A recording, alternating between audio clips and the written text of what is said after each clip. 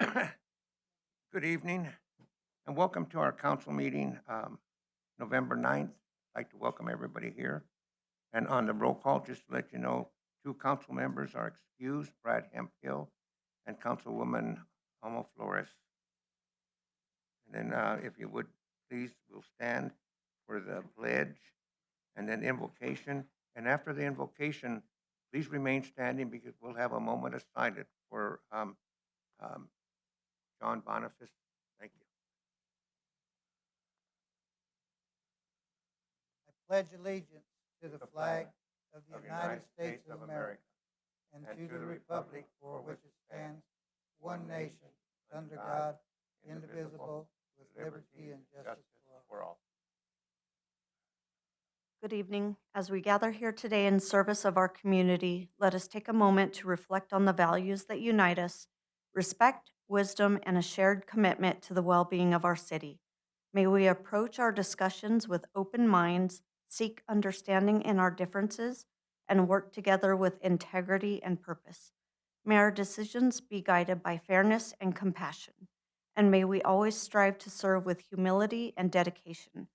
With gratitude for this opportunity to lead and support one another, we begin today's meeting. Thank you.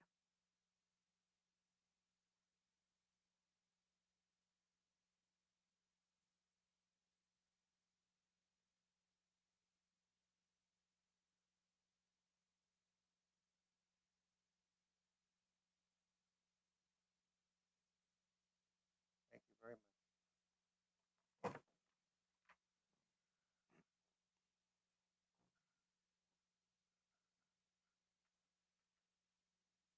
Any comments on agenda items from citizens? No.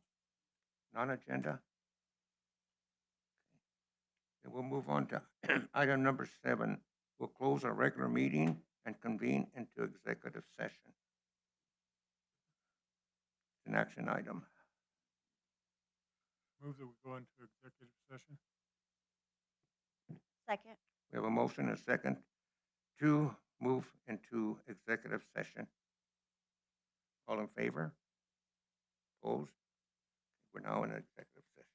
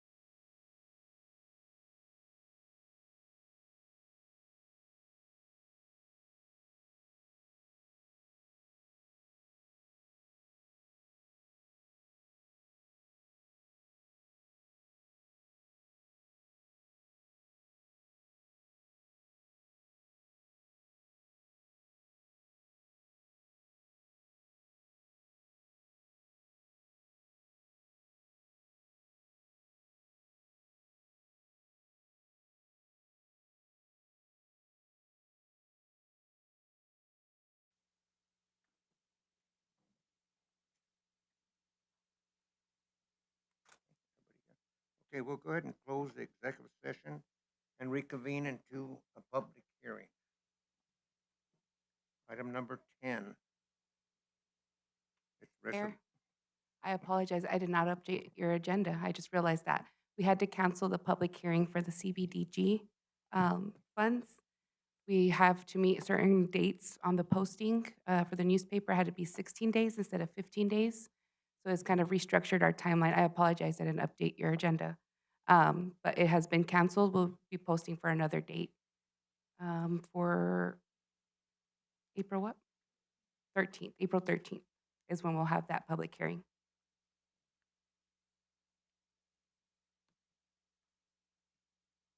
What's that? The personal records policy?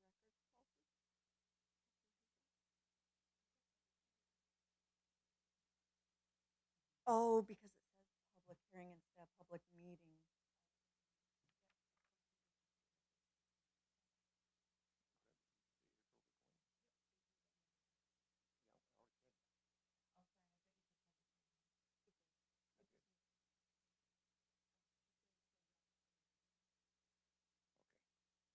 We're closing executive session and going back to a regular meeting. Item number 10, resolutions.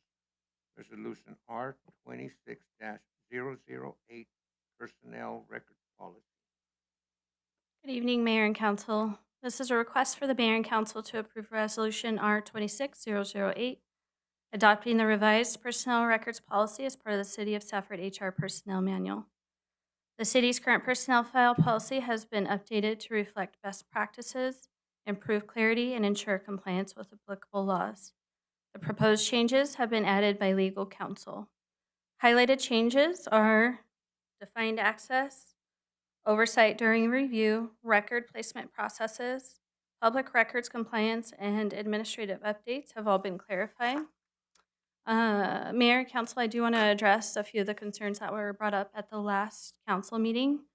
A council member had recommended that we add the city manager's or his or her designee.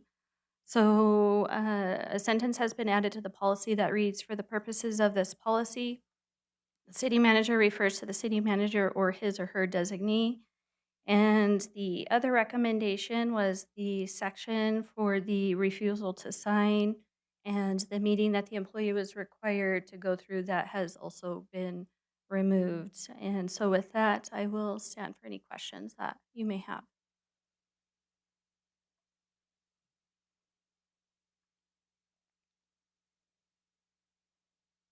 Do you have any questions? Have none. Then item number 2, resolution R. Oh, you gotta read it. We need a motion. Mayor, I move that we approve Resolution R 26-008, personnel records policy. Second. A motion and a second to approve resolution R 26-008, personnel record policy. All in favor? Opposed? Carries. Now we'll read it in. This approves resolution number R 26-008, a resolution of the Mayor and City Council of the City of Safford, Graham County, Arizona, adopting a revised personnel records policy in the Human Resources Policy Manual for City of Safford employees. And we'll go to item 2, resolution R 26-010, fraternization policy. Good evening, Mayor and Council. Following the January 26th work session, HR is proposing a resolution incorporating legal counsel's recommendation for a fraternization policy focused on managing intimate consensual relationships in the workplace. Legal counsel advised narrowing the policy to intimate consensual relationships as these pose the greatest risk for conflicts of interest and workplace disruption. HR drafted the policy to address situations where employees in the same chain of command enter a familial, sexual, or romantic relationship during employment, requiring timely notification to supervisors in HR so that the appropriate accommodations consistent with operational need and legal requirements can be determined. Staff recommends council consider and adopt the proposed resolution and policy approving the new fraternization policy. With that, I'll stand for questions.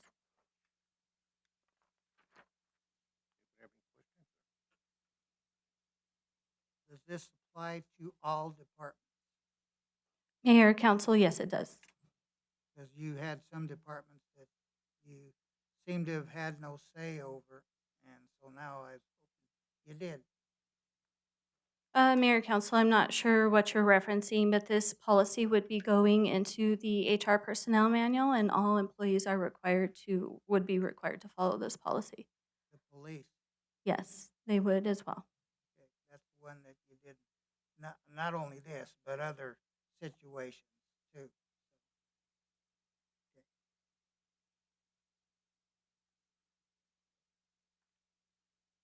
Action item. Mayor, I move that we approve Resolution R 26010 fraternization policy. Second. Okay, we have a motion and a second to approve resolution R 26-010 fraternization policy. Any more discussion? All in favor? Opposed? Thank you.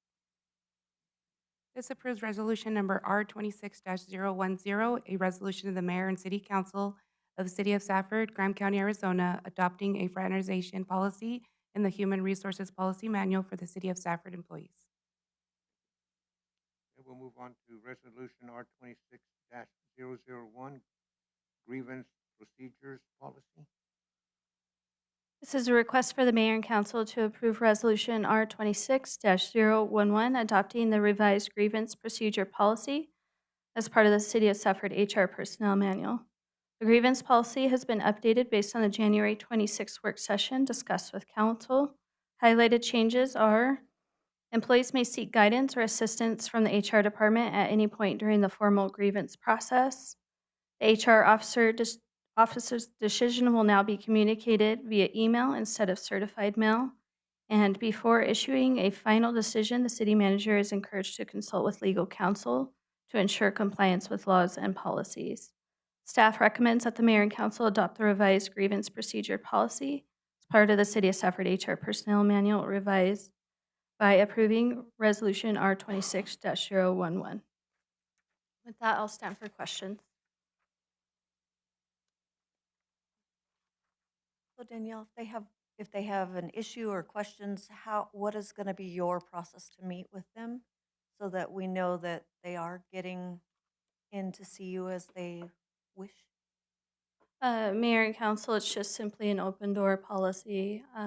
My process would be to meet with them as soon as I can, to make sure we get any resolution we can as quickly as possible, to take their statement and look into their concern as quickly as I can, and just make sure that this policy is followed as well. So. Do you have anything that you want, per se, like them to email you so that you have proof that they've asked for it, so it can't be a he said, she said of asked, you didn't Mayor, allow it? council, I wouldn't keep them from meeting with me. I would certainly encourage documentation if I would meet with them and then require or ask them to submit something in writing, but I wouldn't keep them from not meeting with me just because they haven't submitted their concern in writing.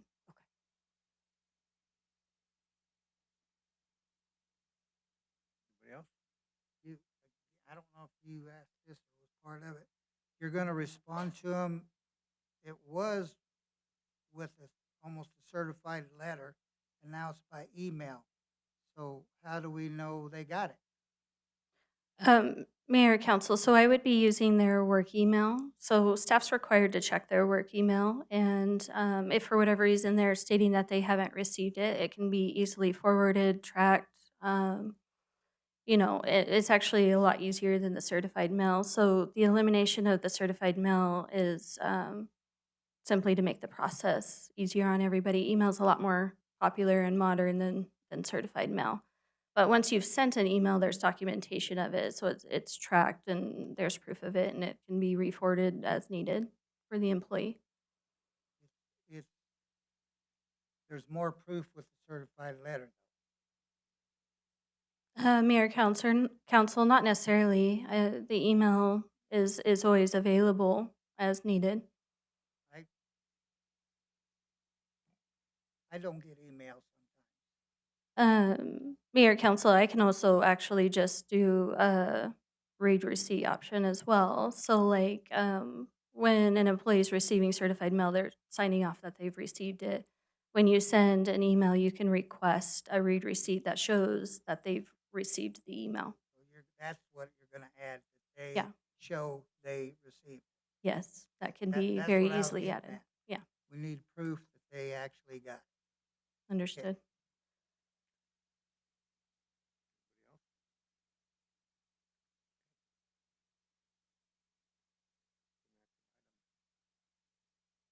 Move we approve resolution R 26-011 grievance procedure policy.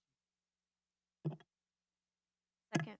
We have a motion and a second to approve resolution R 26-001 grievance procedure policy. All in favor? Opposed? This approves resolution number R 26-011, a resolution of the mayor and city council of the city of Safford, Graham County, Arizona, adopting the revised grievance policy as part of the city of Safford Human Resources Personnel Manual. Then we'll go to item number 4, resolution R 26-012. That's authorizing the execution and delivery of the First Amendment to the agreement to the establishing the small WCF2 project. Thank you, Mayor and Council. Jeff Lowe, Utilities Director. This item requests that the Mayor and Council review and authorize Resolution R 26-012, the First Amendment of the agreement establishing the Southwestern Public Power Agency SPA Work Capital Fund 2 investment account. Strategic goals are infrastructure reliability and modernization and physical sustainability. Background, the City of Safford has been a member of SPA since 2015. As part of the city's participation in the Mesquite Gas Plant project, SPA maintains a pool of invested work capital dollars contributed by its municipal participants, including the City of Safford, so that those dollars can earn interest. The pool of dollars is known as the Working Capital Fund 2, or WCF2. In 2025, the SPA board approved opening this project to other eligible municipal participants, including the town of Wickenburg. To add Wickenburg and streamline the process for future eligible entities to join WCF2, the existing participants must formally amend the current WFC2 agreement. This amendment eliminates the need for all existing members to sign a new agreement each time a new entity joins. Staff recommends approval of resolution R 26-02 based on the following factors: regulatory compliance, participation in SPA helps the city meet power purchase requirements, including clean energy mandates. Financial benefits, pooling funds with other members increases investment options and potential returns, supporting the city's electric purchase needs. A larger pool means more funds available for investment. Collaboration, working with knowledgeable groups of municipal investors and energy professions provides significant benefits to the city. Staff recommends that the mayor and council approve resolution R 26-012. Yes, Mayor. You also have a board or governance body that oversees some of this before it takes place, so that you don't have to come to your councils each time? There's a board where I'm actually the board member now with that group. And you guys already pre-screened this, so you just don't want to overdo it. Yeah. Okay, sir, thank you. Anybody else? If not, it's an action item. Move we approve resolution R 26-012, authorizing the execution and delivery of the First Amendment to the agreement establishing SPA WCE2 project. Second. We have a motion and a second to approve resolution R 26-012. And it was, just to correct, it was WCF 2. I think you said E2. I probably did. F2. Okay. Any other discussion? Any other, all in favor? Opposed? Thank you. This approves Resolution R 26-012, a resolution of the City Council of City of Safford approving and authorizing the execution and delivery of the First Amendment to the agreement establishing the SPA WCF2 project. Thank you. Then we'll move on to item number 5, resolution R 26-013. That's a library mural reallocation of funds. Good evening, Mayor and Council. This is a request for the Mayor and City Council to approve Resolution R26-013 to reallocate fiscal year 2026 capital improvement funds in the amount of $40,000 for an exterior mural at the library. At the February 9th council meeting, staff brought forward information regarding a potential mural project at the library. Mayor and City Council approved staff pursuing a mural project with direction to provide a resolution to reallocate funds previously earmarked for exterior signage. The proposed location is the north exterior wall facing 8th Street. It's approximately 770 square feet. We're anticipating the project to be completed in about 6 months. The Sedona Arts Center will be working with us to help advertise the project and gather the applications for us to review. And we will bring finalist concepts for the mayor and city council to review. And I do also want to add, we've talked about potentially putting a commemorative plaque next to it whenever that is done. And we're recommending approval of resolution R 26-013. It's reallocating $40,000 in fiscal 26 capital improvement funds for an exterior mural at the library. And with that, I'll stand for any questions.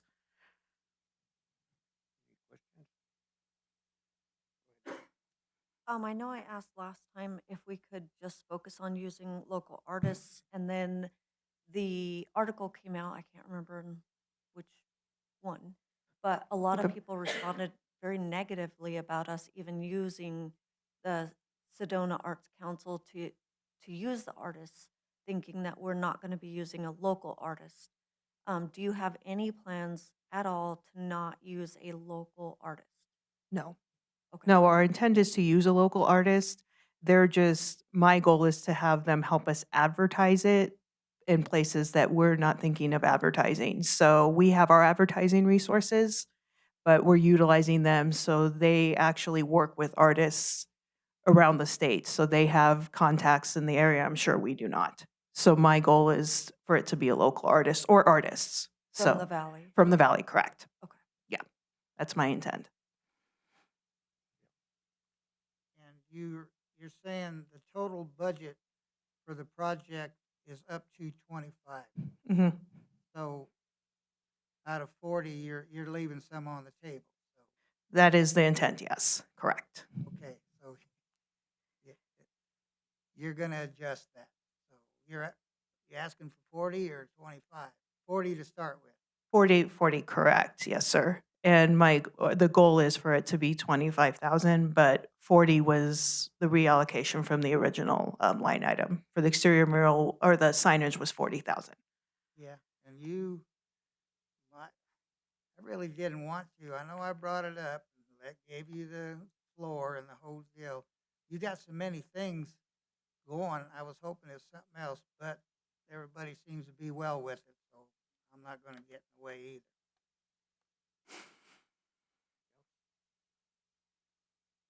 Action item. Move we approve resolution R 26-013, library mural reallocation of funds. Second, Okay, we have a motion and a second to approve resolution R 26-013. It's the library Muriel reallocation of funds. All in favor? Opposed? Thank you. This approves Resolution R26-013, a resolution of the Mayor and City Council of the City of Safford, Graham County, Arizona, approving a change to the fiscal year 2026 Capital Improvement Plan, CIP, for the library. Thank you. Okay, then we'll move on to item number 11, new business. Everybody have a chance to review the February 9th and 23rd minutes, council meeting minutes? Any changes?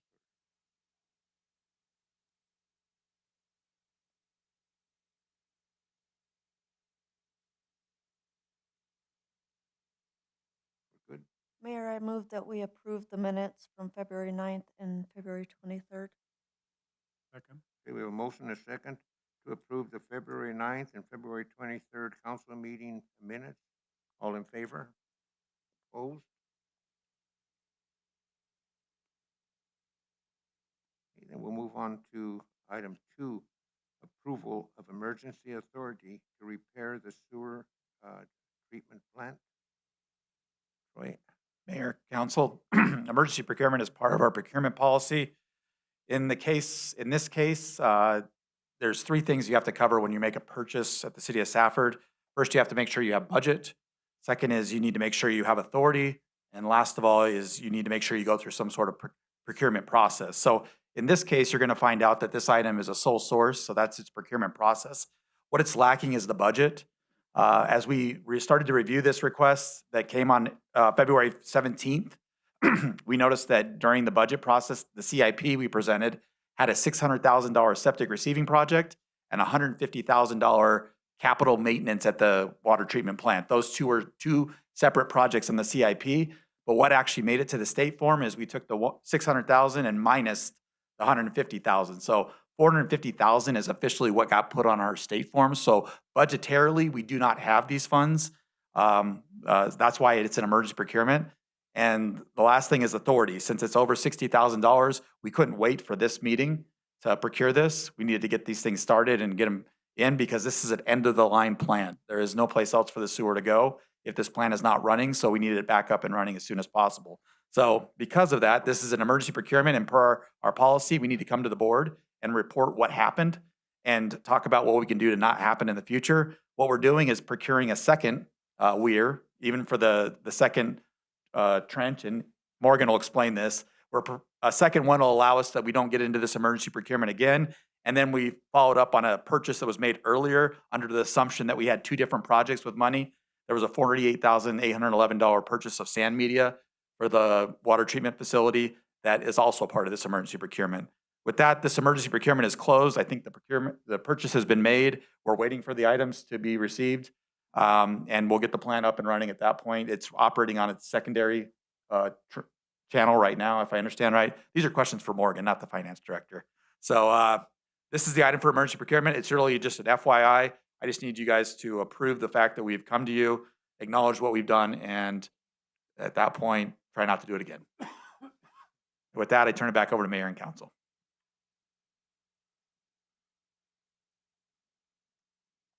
So it's one of those, we did it. Didn't go through a bid. It was a sole source. So what we broke here is it didn't have budget. So we have to go over budget in sewer possibly. We won't know that until the end of the year. And the other thing is the authority. We went and bought something over $60,000 without getting prior approval. So if you understand why we did that and you're fine with that, that's what's happened.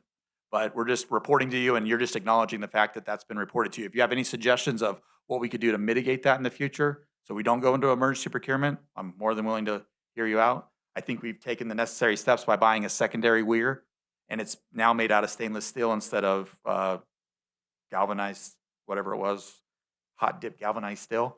So it's a better part that'll last longer. But yeah, this is going to happen as your water treatment plant or sewer treatment plant gets to the age that it's at right now, 23 years old. Things are going to start to fail, and we're not going to have a lot of time to correct those. So you might see a lot more emergency procurements at this facility as the facility goes on. And this definitely was an emergency. I know that. Correct. And we're supposed to tell you, don't let it happen again? Or give me any suggestions for what you think we could do better in the future if you think we've resolved it. and we can close this emergency procurement, let's do that. Did it shut down all the way, or it just switched over to the second? I knew I need Morgan.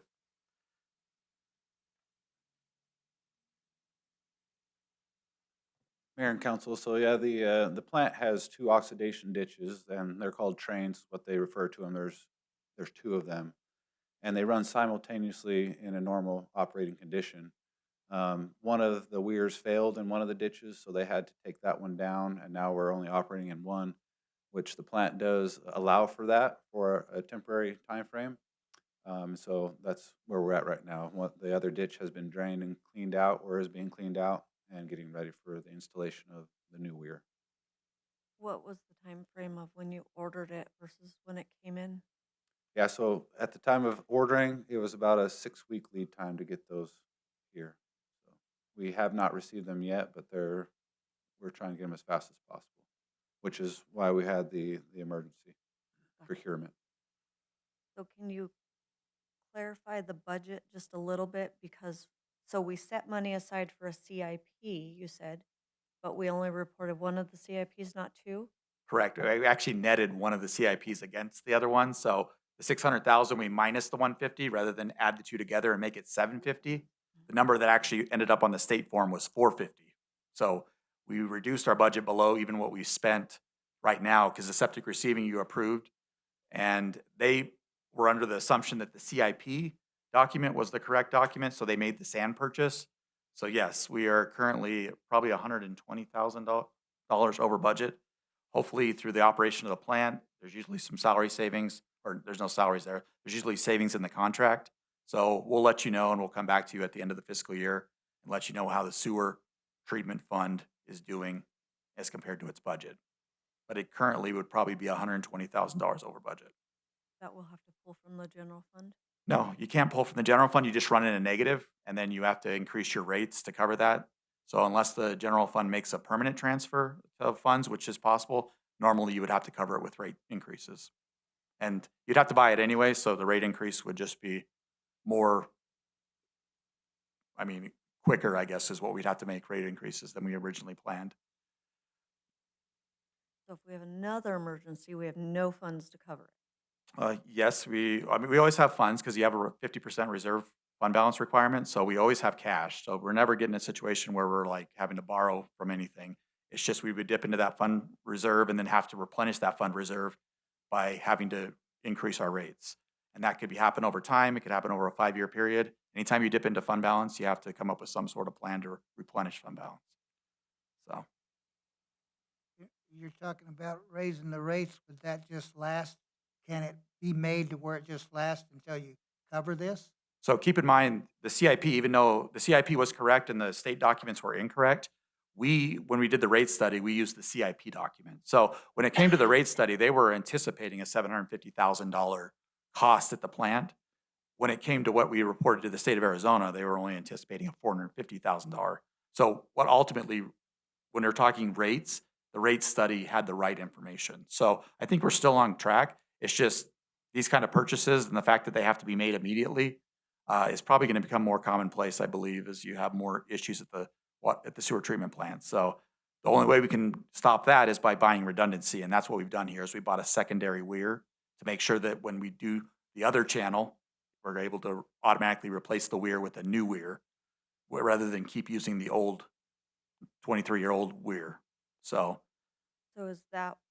Does Jacobs have a plan for this since they're the ones who maintain it? Do they know what's wearing out, what's future gonna need to be replaced? So yeah, as we go through this year's CIP, which we'll do next Monday, if you guys agree to, you'll see that we've tasked all of our departments to come up with what are our needs, what are our maintenance needs. And so our CIP should include all of our planned maintenance needs. There is things that happen that are unplanned, but we try to keep those irregular and infrequent. So our CIP should be all encompassing when we do that. But again, we don't have a crystal ball. Things break, things like this.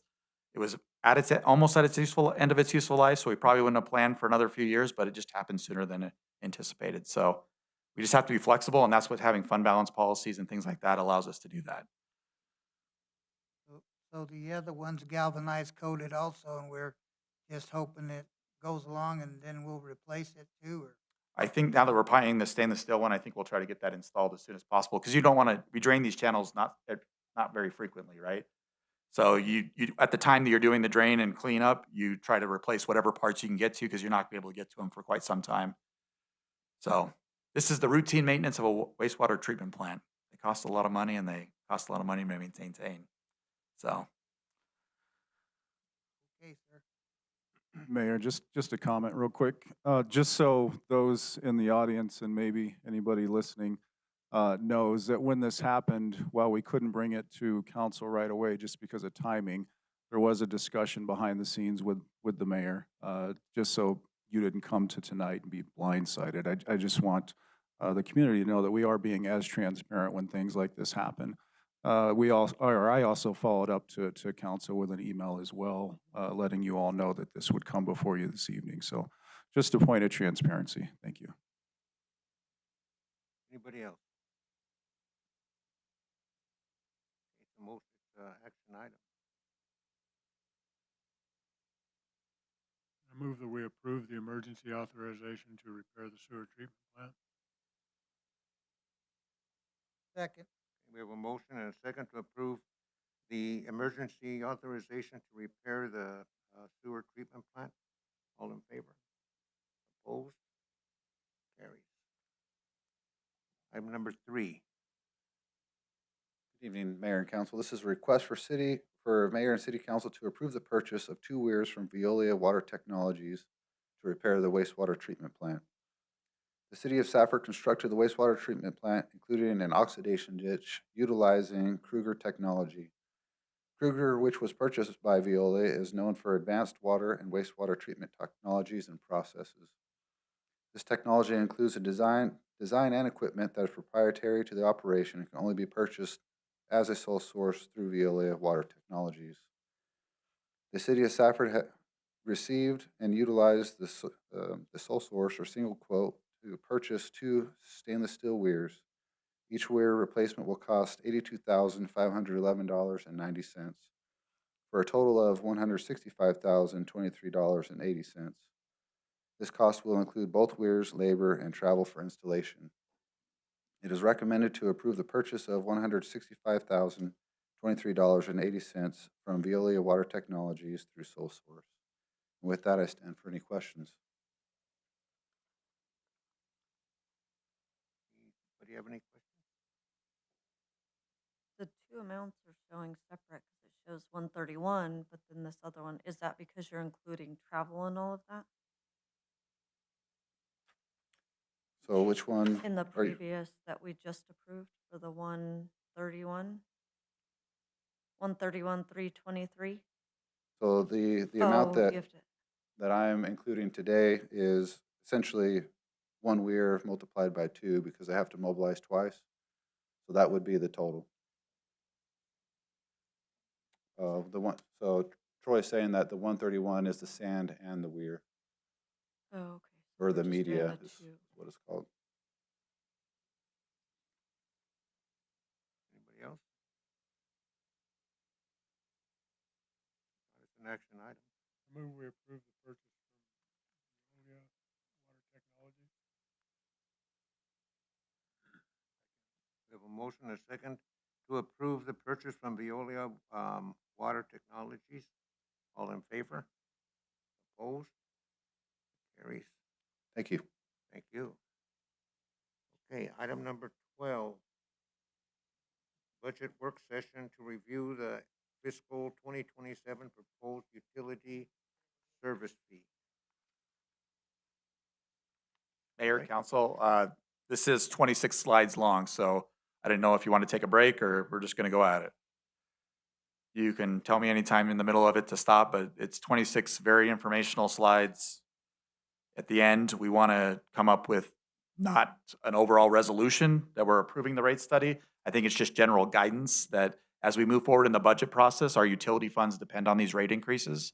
So if we're going to do rate increases, I need to kind of know right now our intent. Doesn't mean that we're doing it, just means that we intend to. We can get to the end and say no, but we've developed a budget based on rate increases. So with that in mind, we just came to you early in the process that we can to try to get your guidance on what type of rate increases or any sort of rate changes you're thinking about. So with that, I'll get into it. So this is a very familiar presentation. It looks a lot like the presentation I gave in October, September, July, August of last year. I changed it for more correct and current information, but a lot of the same format. So we did a rate study. It started almost 2 years ago that we started. We got a vendor, came here, created models for each one of our utility funds and our service funds. There, they looked at every fund has to be self-sufficient. So like we talked about in the last item, the idea that general fund can make a one-time deposit, but typically governments don't do that. These funds are paid for by the utility customers and completely self-sufficient as under those utility rates. But you can make a general fund transfer, and it is possible, but it's not suggested. Those funds are for other purposes like police, fire, and other things that the city does that don't have funding sources. So with that in mind, they looked at every fund, made sure they were self-sufficient. The last one that was done was 2018. So it had been a while since we did rate increases or any sort of rate study. They looked at fairness and equity, who's using the resource, who's getting charged for the resources. There's always a call of who is responsible for paying the biggest fee and who's responsible for not paying the biggest fee. So we determined based on industry standards, how other utilities treat their customers, what's fair and equitable to our business community. We wanted to make sure that we're business friendly here in Safford, not business, put all of our costs on our businesses so that they're bearing the burden. So we tried to, you'll notice in our rates that we tried to keep them same wherever possible, but there is some deviation.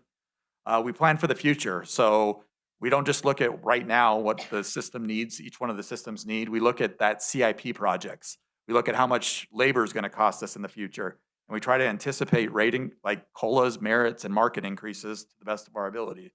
But the public and council should understand that rate changes are necessary to account for increasing costs to properly maintain your system. I mean, anything that cost in 2018, does it cost the same thing today?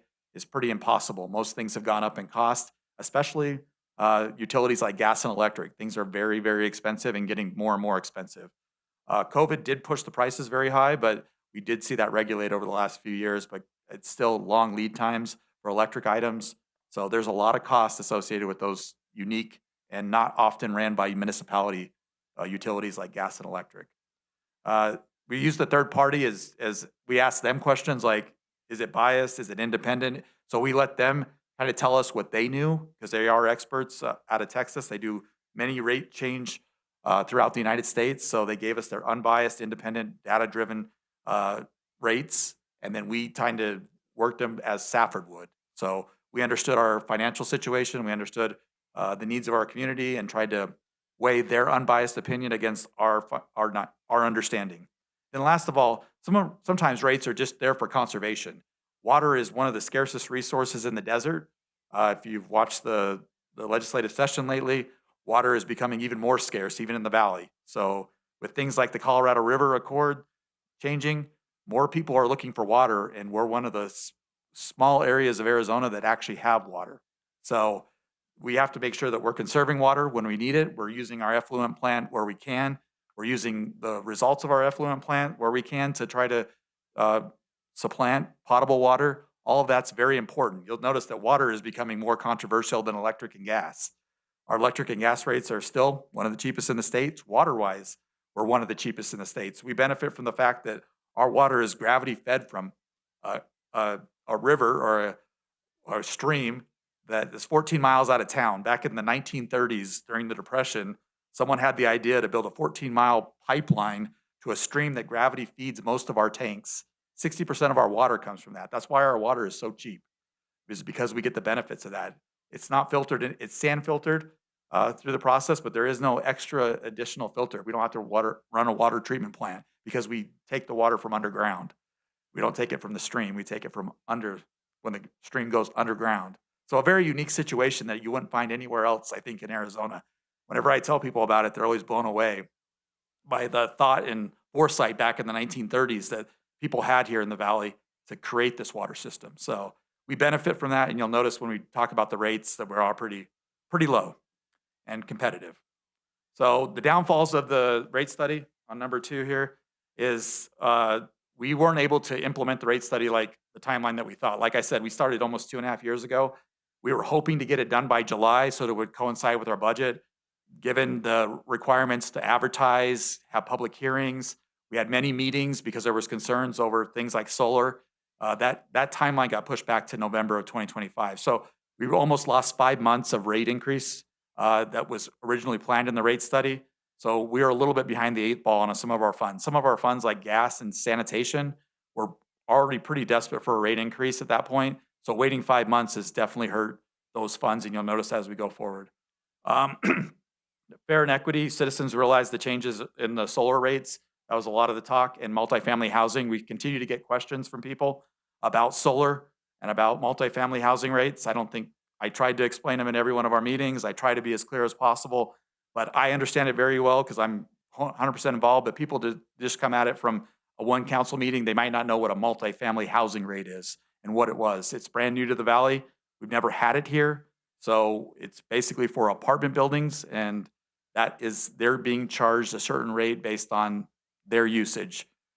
So, but yeah, solar continues to be a lot of our questions. We still give 100% of what your solar generates, you get the benefit of.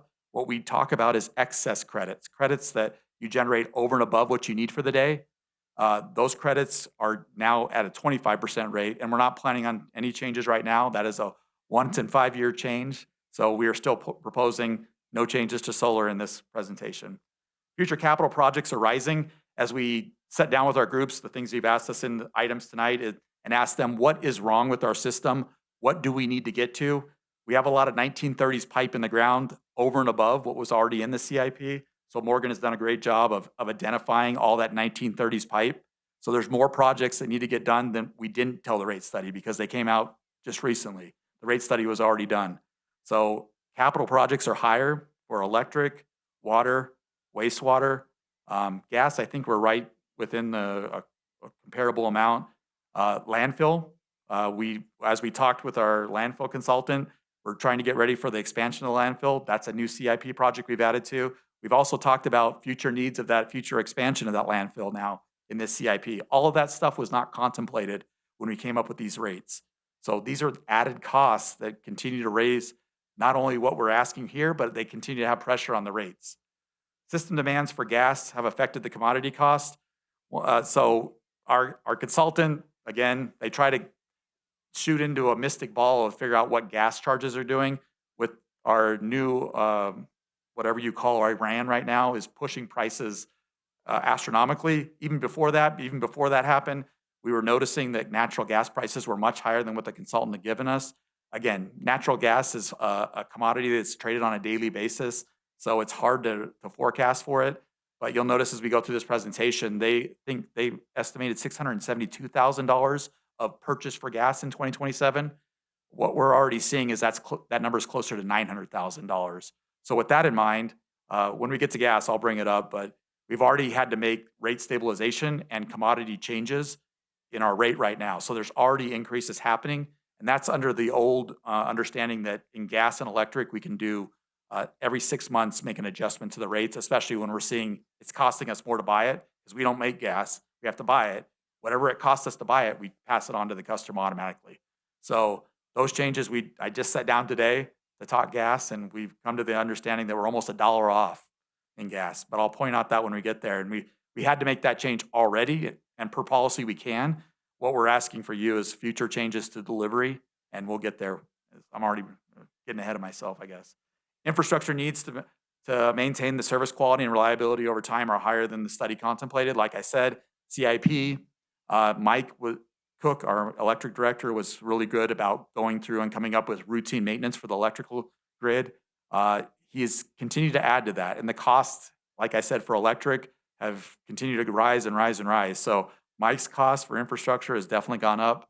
You'll notice also in water that we've had more reliability and quality issues that we need to address, and wastewater, which you just saw an item tonight. Conservation of water tonight has not been realized. So one of the things that I don't think people really realize since we passed these in November is that tiering in water really doesn't take effect. People don't use a lot of water during the winter, right?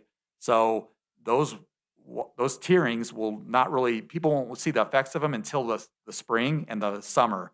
So we're probably going to get more calls about the tiering, but that was purposely driven. I don't want to say it was a mistake. We created multiple tiers for people that use more than the average customer would use. 8,500 gallons of water is an average customer, but that's a pretty small household. If you have a very large household, you could use 24,000 gallons of water. And because of that tiering, some of the water rates for this summer might be a little high. So I just want to get out in front of the public that water rates are going to be high under the old rate change. That's not even what we're proposing here. We're proposing to change those rates again slightly, but there is a big change coming that people really haven't felt for water until this summer. So before I go any further, those are kind of the rate study and the downfalls of the rate study. Everybody understand what's going on? Okay. All right, so these are diagrams or charts from our rate study. I just took the 2 years that are most important. So let's start off with water and wastewater. So water, as you can see, this is what the rate study put together as the model. We're supposed to have a little over $7 million of revenue this year and a little under $6.7 million of expense. So we were also supposed to use our CIP reserve as you go down there to the $4,372,718. So some of our CIP was supposed to be paid for out of that reserve balance. That's not the 50% required reserve. We had reserves in water because of prior rates. We had funds available to start getting some of this CIP. And you'll notice that when we have the CIP presentation next week, you're going to see that we're using a lot of those reserve balances to get engineering done on a lot of these projects so we can get good cost estimates. What we do once we get those cost estimates is, you'll see in the CIP, we're talking about issuing almost, I think, $9 million in debt in water, just because you can't raise the water rates so high immediately to pay for everything with cash. So debt financing is going to be one of the key strategies to get water through the next 5 years is debt funding. Those debt will probably be 20 to 30 year long debt, but these are projects that will last 20 to 30 years. Once you replace this pipe from 1930s, it's been lasting 100 years now. We hope to not keep it in the ground 100 years, but 30 years is definitely reasonable in industry standards. So with that in mind, again, the revenues were based off of us starting the rate study sooner than what happened in November of 2025. So we're probably not going to hit $7 million of revenue this year from the water system. Again, the major increases happen in the summer, so we might, but as of right now, I don't think we'll hit our $7 million rate study projected revenues. Expenses, like as you can see, capital expenses, they only had $500,000. They intended for us to borrow sooner than we are actually able to borrow. I don't want to go out in the market without having good cost estimates on these projects. So we're pushing that borrowing off until 2028. So not even the fiscal year we're budgeting for. What we're trying to do in 2027 is just get the engineering done, get those good cost estimates.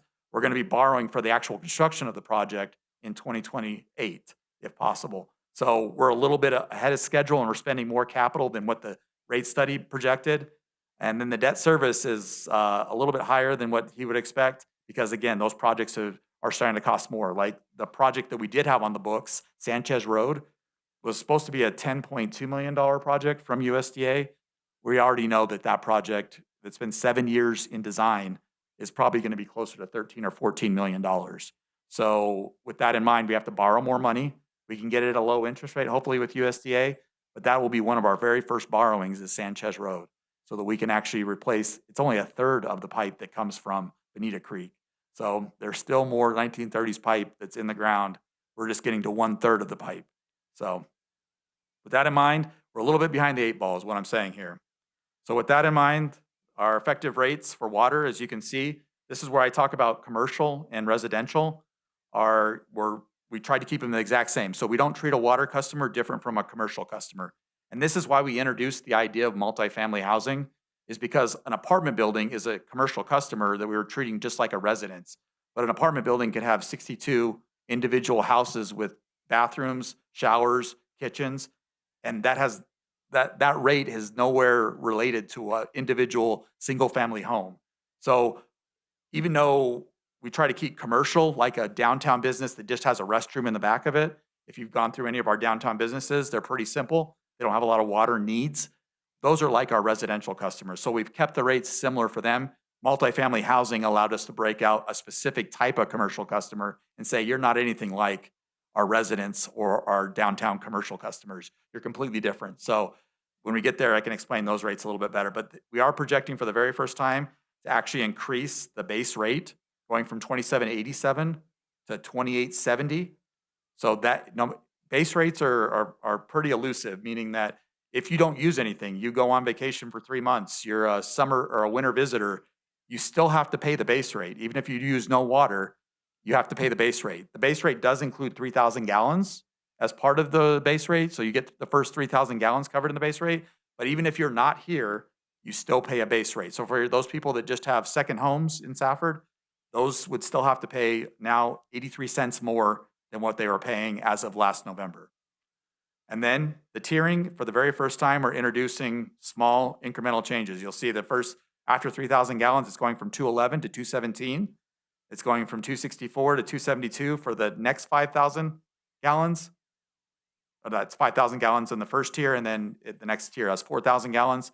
So that's where an average customer, we believe, is 8,500 gallons. We believe that's 60 to 70% of our customers fall under that 8,500 gallons. But there is people that have lawns, have gardens, have car washes. They're going to definitely see these tiering. So at 40,000 and above gallons, you're going from 603 per 1,000 gallons to 621. So these add up pretty quickly, especially if you're using a lot of water. So keeping the same for commercial as we're keeping for residential. But this will generate an extra $1.53 increase in the monthly bill. That times 12, so it's close to $15, $16 a year is what we're asking people to pay if they're in those higher tiers, or I guess in the first 8,500 gallons. Higher tiers will definitely pay a little bit more than that. So Thatcher residents, per contractual agreement, they have to pay 10% above. These are City of Safford rates. So Thatcher pays 10% higher than this. So you have to add 10%. And then county rate, we serve a lot of the county, they pay 25% higher than these rates. So I think you had a. you had a question, sorry. You had 5 things when you started on the survey that didn't hit the mark. So did you yourself have to look into this and do some of these adjustments yourself? So I have not deviated from the rate study yet. So on this one, we are sticking with the rate study, even though we've deviated, we believe, as right now, I haven't made any sort of suggestion of changing the rate study. So when I get to ones that I'll ask you to deviate on, I'll let you know. But right now, we're following the rate study as they planned. Even with the understanding that we might have spent more capital, we might have spent it sooner than possible, I think we can still maintain the current rate study for this utility. So when I get to other utilities, I will point out where I don't know if we can keep doing that. It might be too much. So yeah, an average bill during the winter, I'm sorry. Before we move too far forward, Councilmember Brenner. you've got expenses here with employees. What percentage are you factoring in for like raises and the COLA and all of that? So you're Because that's gonna back to factor this in. one. Yes. So this did have COLA and merit. So we did put in, I think, a 5 to 7% over the next 5 years. So COLA and merit were included in this. When it came to market happens once every 3 years for us. Without giving, like, with a model, they needed an actual number, or they need some sort of percentage, and we're not able to, without doing the market study, we didn't know what that was. So this did not include a market adjustment. And those are usually pretty hefty every 3 years. And you'll see that at next presentation is the 23rd. I think Danielle's giving that. So you'll see that when you see the market was not included in the rate study, but COLA and merit were. So these expenses are gonna change once the market study. comes. correct. So 6.7 is probably conservatively low with them. If you inherited the market, you would definitely be over what they're projecting here. But again, you have fund balance. It was anticipated that this fund was going to use fund balance. So I think we can continue to leave this fund with the rate study and not have to re-advertise. That's the other thing is anytime I deviate from the rate study, if I'm going up, I would have to re-advertise the rate, go through a 60-day window, and then reapprove that rate. So to the most part, we're trying to stick to the rate study because all we need to do is agree on the budget and we can just pass the rates with the budget. Because we've already advertised it, we've already gone through that. Back in November, we showed a 5-year model. So we've already shown the proposed increases. Whether or not we take those will be during the budget process. So on the bottom right there, can you be a little more clear for me? Because I'm not understanding. you're showing a fund balance available for CIP for 2027 is only 552,000, Correct. but So- you said that the CIPs are going to be higher? Correct. But you also see, if you go up a few lines, reserve used for fund balance. So it was anticipated that we were going to use some of the reserve, and we haven't done that yet because we haven't started these projects. Our CIP is a little bit slower than anticipated. So we anticipate in the next 18 months, we will get to those projects. It's just as of right now, we have not spent down that fund balance. And you're saying that that fund balance, the minimum that you have to leave in there based on council is the 3.8 million? 3.8 million is the required fund balance, correct? And there's 4.3. 4.3. Is the monies we have in over, I know you want to spend the monies that are over in the fund balance. Are they going to remain healthy, though? Healthy is relative. I mean, Relative, okay. the 50% fund balance is a healthy fund balance, but do you want to keep money over and above that? That's a discipline question. Getting money back into the community that donates to it is always better than keeping it and saving it and trying to earn interest off it. I would love to invest the funds and keep earning interest off it. I'm doing really well, but at some point I know that those funds need to be used for capital projects. So that's where the best benefit is to get the project done sooner. Like if we would have did some of these water projects in the 70s, 80s, 90s, prices would have been much cheaper. So doing projects all along the way is always a better solution than waiting and saving money, because it's only going to cost you more and more and more. So it's better to get these projects done when you get them estimated, and we need to get better at our CIP, and you'll notice through our budget process, we're talking about some ideas about how to get that done. Any more questions back? These are just water and commercial residential rates, so we have a few more water rates before we're out of water. Oh, I'm already showing the comparison. So like I said, our water rates are very competitive. Our only competition is the co-op or GCEC water rate schedules. As you can see, our average customer that I put back here was $40.91 for a City of Safford customer. The co-ops is closer to $77. So with their rates, they charge a lot more than we do. They have a more diverse system, a more desperate system. They have to cover a lot bigger area than we do. So yeah, their rates are reflective of that, but they're definitely almost twice as large as what our rates are. I think when Thatcher took this up in one of their council meetings, they pointed this out. Even with the 5-year rate study increases that we put in there, we're still cheaper than the co-op. I can increase the rates for the next 5 years and still be cheaper than the co-op. But yeah, we know the cost of doing business and they know the cost of doing business. They just charge their customers a lot. So any questions about comparability? We're still one of the best water rates in the state at $40.91 for an average customer.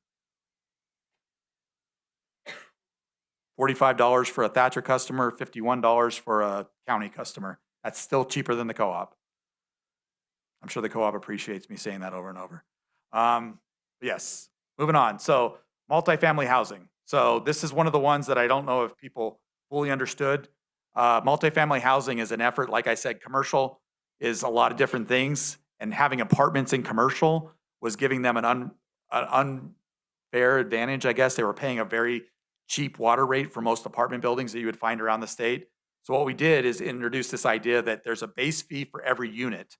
So if you're a 60 unit apartment building, you're going to pay a base rate. That base rate is still half of what a single family home, a 3-bedroom, 2-bath home would be paying. So it's still half of that, and it does increase over time. But we are proposing the base rate go from $11.15 per each unit to $14.35. Remember back on the residential rate, the base unit was $28.70. So that is exactly half of what a resident pays. But every one of their units pay it. So if you have 60 units, it's 60 times $14.35. What they do benefit from is that tiering is not in the multifamily. So they don't have all that, because at an apartment building, if everybody's using all 60 units are using their bathrooms and their showers, they have a certain water level that they hit every month, no matter what. So those lower tiers are really invaluable to them. So what we gave them is a volume rate, just one single volume rate across the board. And it's kind of an average of the tiering that you see in residential and commercial. So they're going from $2.47 per 1,000 gallon to $3.16. When we did the math and we tried to figure out how they're affected, for the first 4 years of this rate study, they're technically lower than if they just adopted a rate like commercial, they would be higher. So we believe that this rate is still advantageous for them, By year 5, it will be a less advantageous, but it is slowly getting them used to the idea that they're paying per unit on a base fee. So even if you're not renting the unit, you're still paying $14.35 for the unit to exist. It uses our water capacity. We need to have some sort of charge associated with that. So multifamily, I've had a lot of apartment people call me and ask what's going on. They weren't told. I tried to tell them about the multiple meetings we had, but multifamily housing, I think after I explain it and show what we were trying to accomplish, I think there's a general understanding of why we did it. Are they not on individual meters such as a residential house? So They just have when one? you're multifamily, you have what we call a master meter. So there's no way to So put instead of them- individual 3/4 inch meters, we give you like one 2-inch meter, and it's for all 60 units. And that's why it's multifamily, is because they have one meter, and it allows us to not give away our water capacities. If I gave away 60 individual 3/4 inch meters, our water capacity would be given away as if they're all single family homes. So what this allows us is to keep some of our water capacity for future growth, but at the same time, it gives them a general rate that we can understand from them every month. And we still believe that this is advantageous to them in the first 4 years. By year 5, it does get a little bit less advantageous, but we're trying to get them to a equilibrium with single-family homes and apartment buildings. So this is the next step. Industrial rates are also going up, just the same as you see for multifamily. This is people like our water depot and those water facilities that we have off of US 70. They're industrial rates, so they sell water. We give them a rate that's based on that average, like I said, of the tiering. They use the same amount of water typically every month, but they're some of our biggest customers. I believe also our car washes are under that. So our car washes are some of our biggest customers, especially. And then fire hydrants, we have certain systems, especially out in the county, that they just have fire hydrant meters. So they pull water and they haul it to their house from a local fire hydrant. Those have a certain rate on them. Those fire hydrant meters are very expensive, so we're trying to recoup the cost of what it costs to have a fire hydrant meter. And then the cost, we can't read it from a tower, so we have to go out and manually read these things. So they're very labor intensive and very costly of a product. So the $6.03 reflects that right now, the current rate, and we're still proposing that goes to $6.21. Again, Thatcher County has a 10% surcharge for Thatcher, a 25% for the county. So if you have these exact same rates and you're in the county or Thatcher, you're paying a little bit more than even what we're advertising here. All right, that's water. How do we feel about water? We're moving on. Feel like we understand it? Again, by the end of this, we're just gonna ask, can we support the idea of a rate increase? We can't support the idea of a rate increase. We need to make some changes. I just need to know so that we can plan our budgets accordingly on if these are coming or if they're not. It looks like you're trying to cover everything that could possibly go through a meter. Correct. So moving on to sewer. Sewer did not have any increases in the last rate study. If you noticed, our residential sewer rates were the exact same. We were able to maintain them for one more year. But as you can see, again, the rate study was passed in late November. The revenues were supposed to be $2.7 million this year. They probably will not be because we lost those 5 months of revenue generation. Expenses, as you can see already at the wastewater treatment plant, are exceeding the 2.716 that we have in expenses here. We were supposed to come out with a surplus of $38,000, but we probably won't end up having that. We're probably going to end up in a deficit. But again, we were supposed to use fund balance.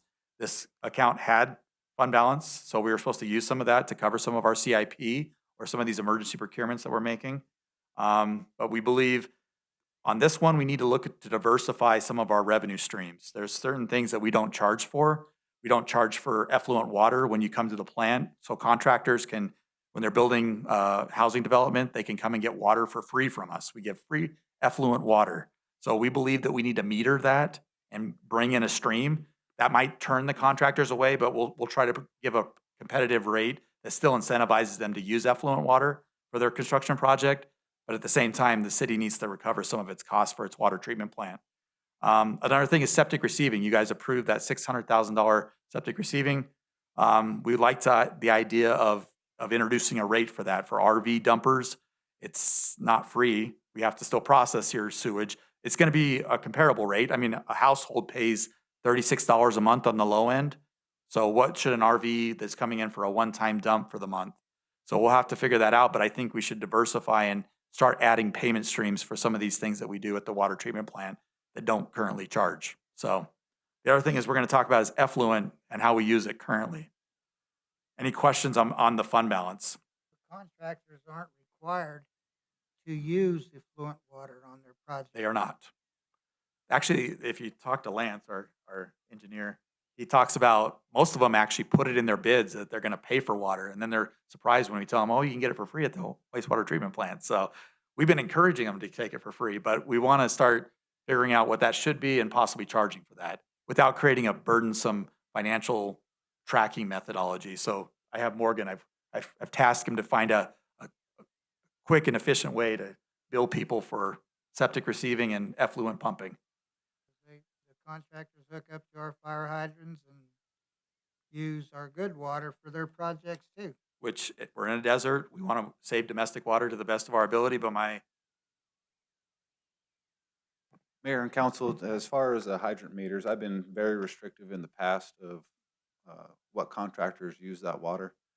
More recently, so we do have one permanent hydrant meter that is located on Highway 191. It's Renata Ely's little arena. That's been there for several years before my time. And another example of a hydrant meter that we've installed recently is over by the theater for the highway project. So I was talking to them, asking if the effluent water would be something that they could use, and they were working after hours, after the plant. We don't allow visitors on the facility without anybody there. So we did issue them a hydrant meter for them to use for that construction purpose.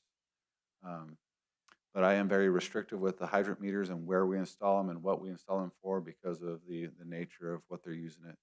Just dust control, and Culver's would be another one that we were considering on installing a hydrant meter just because of the volume that they're using. Running to the plant and coming back, it would be very, it wouldn't be feasible for them to travel that way for 2,000 gallons because your typical water truck's only 2,000 gallons. If they're going to use a lot of water in a short period of time, then I'll consider a case by case of when to install those. Like the standpipe at Quail Ridge. That one's still good to go there. So the standpipe at Quail Ridge is not being used, so I have them going and getting wherever they're getting their water from Reclaim. I don't know if they're getting it from Thatcher potentially, but as of right now, they have not used potable water through a hydrant meter for their construction. all right, again, I think Morgan's the only one that ever listens to me when I talk about their CIP. So Morgan did a thorough job with Jacob's help of trying to identify things that are starting to fail at the plant, looking at that 23-year useful life of the plant. So you'll notice that the CIP that we gave the rate study was a lot less than what we were now proposing. So not dramatically, but there is a definite increase. Morgan has pointed out more projects that we need to do to keep the wear and tear of the facility down to a minimal. So CIP is a little bit larger on this fund than we anticipated during the rate study, so there is some pressure on the rates. But again, we're not deviating from the rate study. We're sticking with the proposed rates increases that it already called for. So it isn't time to deviate on this one. With that in mind, the residential and commercial, as you can see, they're exactly the same, but they're not. So I'll point out why. So typically, right now it's $36 is the minimum bill that most people get for their. So there is people that have called me during this rate study and said, my winter sewer bill is larger than my water bill. And that is very possible since we actually have to treat the sewer and let the water comes from Bonita Creek, gravity fed. Your water bill during the winter, if you're a small family household, will be larger. The sewer bill will be larger than the water bill. So, but during the summer, that usually is vice versa. Your water bill is larger than your sewer bill. But yes, because we have to treat our sewer treatment plant, unlike our neighbors in Thatcher and Pima that have ponds, we produce A+ graded effluent that can be reused at facilities. Their ponds are just drained into the river once they meet a C+ standard. So there's a definite difference in the level of effort that goes on between our city and the town of Pima and the town of Thatcher. So we are more expensive. We would love for people to join and help mitigate some of that cost across more people, but those are projects that we're still working on. You'll notice in the CIP when we get there next week. So yes, we are proposing for our very first time a base water rate of from $36 to $37.08 would be the minimum now. And then anything over 7,200 gallons, you start paying per 1,000 gallons. So even an 8,500 gallon customer has to pay the base fee plus a little bit of the tiering. So it only has one tier, but it pays a little bit more. But that rate is going from $5.57 per 1,000 gallons to $5.74 per 1,000 gallons. The reason commercial is different than residential, they may look like they're the same rates on this schedule, but the extra strength surcharge. Back when we built the facility, I think when we started the planning for the water treatment or the sewer treatment plant in 1999, our bond that we issued for that facility required us to show some sort of security and some sort of revenue stream that could cover the cost of that facility. So this is where we decided to make our our commercial customers pay a little bit more than our residential. So the way it's in there is their water bill, they have $8,500, 8,500 gallons on their water bill. We multiply it by, I just gave a snippet of it on this slide, but it's about 26 different business types, and they all have different water multipliers. So your 8,500 gallons gets multiplied by 1.24 if you're a bar without a restaurant. So that would just be, we have one bar without a restaurant, right? I got it. So they end up having to pay a multiplier on their water, which makes the number bigger, which makes them pay a bigger sewer charge. Does that make sense? So the rates are the exact same, but the way we get to the amount that we bill them is different because of these extra strength surcharges. And we have to keep this in for the life of the bond, which I believe is another 3 or 4 more years. We have to keep this as guarantees that we can repay the bond. We have plenty of funds to repay the bond. These are just guarantees for our bondholders. So this is a system that they came up with, but they also introduced the idea that commercial, only commercial, not residential, could have deduct meters, meaning that if they're using their water to irrigate or to sell it to customers as water at the water depot, they can have a specific meter that we will deduct. So they may show that they use 10,000 gallons, but if their deduct meter says they put this much in irrigation or this much in water, we take that away from it. So if it says 5,000 gallons, they only have to pay for 5,000 gallons. 10,000 minus 5,000 is 5,000 gallons on their actual sewer charge. So there is a deduct meter for commercial, and I think we only have about 8 or 10 customers that actually utilize this. We're trying not to get it out because it does cost the city, but there is deduct meters for commercial. They do exist. People have called and asked me if it's true, the rumors. Yes, we do have deduct meters. We try to discourage them, but if you have a situation where you feel like you're putting a lot of water not in the sewer, this would definitely be a benefit to you. If a car wash decided to get a recycler that cleaned their water and put it back into the facility to be reused in the car wash, that would be a definite reason to get a deduct meter. So Car washes and the laundromats fall under commercial since you have them. correct, they are commercial, industrial? but they would have to actually figure out a way of putting the water back into some sort of use. Right now, all their water goes down the sewer. We don't have a single car wash or laundromat that tries to reclaim their water. So we've talked with them. We've encouraged them. They are expensive systems. When we build our splash pad at 8th Street Park, we're using a recycler. So we're trying to be thoughtful of our water usage. So they are expensive, and they do cost a lot to maintain, but it could help you not get a huge water bill and a huge sewer bill. Some people, Shining Times Car Wash, they're my favorite customer. Every time I see them, I have to smile. So they pay a lot for water and sewer. What So do we bill the dealerships under since they do wash their cars there on their lots? I'm not aware of, they pay whatever water they use and whatever sewer. None of them have any sort of recycler. I think we're introducing a first recycler in the valley, might be at our splash pad. I don't know if Thatcher has one. I think Thatcher might, they beat us, so they beat us to it. All right, commercial use of, so any questions about this? People often call me about sewer, upset, but it's a cost. It's a lowest cost of sewer. If you look at anybody else that treats their sewage, we're one of the lowest costs still. We run a very efficient plant. Jacobs does a great job.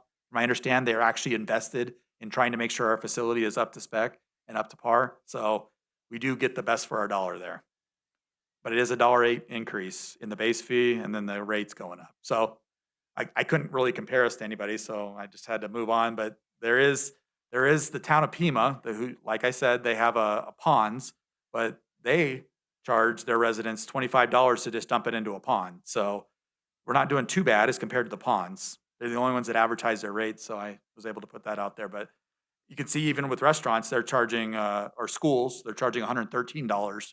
So their rates are, even for a pond, are are sometimes up there for larger facilities, so.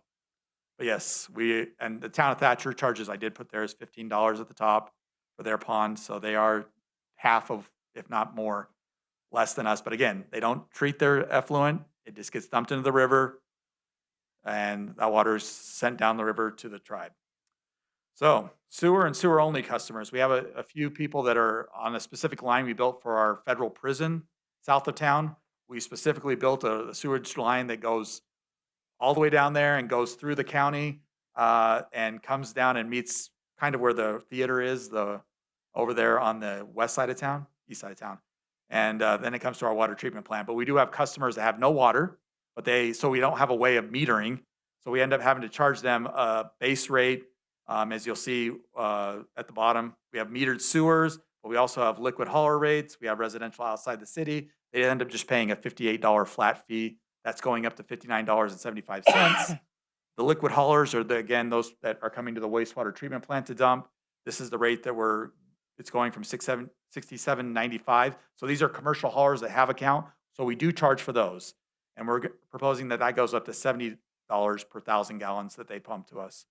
Winter irrigation inside the city and winter irrigation rates outside the city. Again, these are people that we haven't seen a lot of usage of these. They're kind of unique rates, but they are available, but they are going up just like the other sewer rates. And then metered sewers, it's really hard to meter a sewer because of what comes through it. But if we did have a metered sewer customer, it would be going from $16 base rate to $16.48. And again, the multiplier is going up there. We don't have this page right here doesn't make up a lot of our revenue sources, but we want to make sure that they're in line with what our commercial and residential customers are paying. So as we see commercial and residential customers go up, we also change these rates.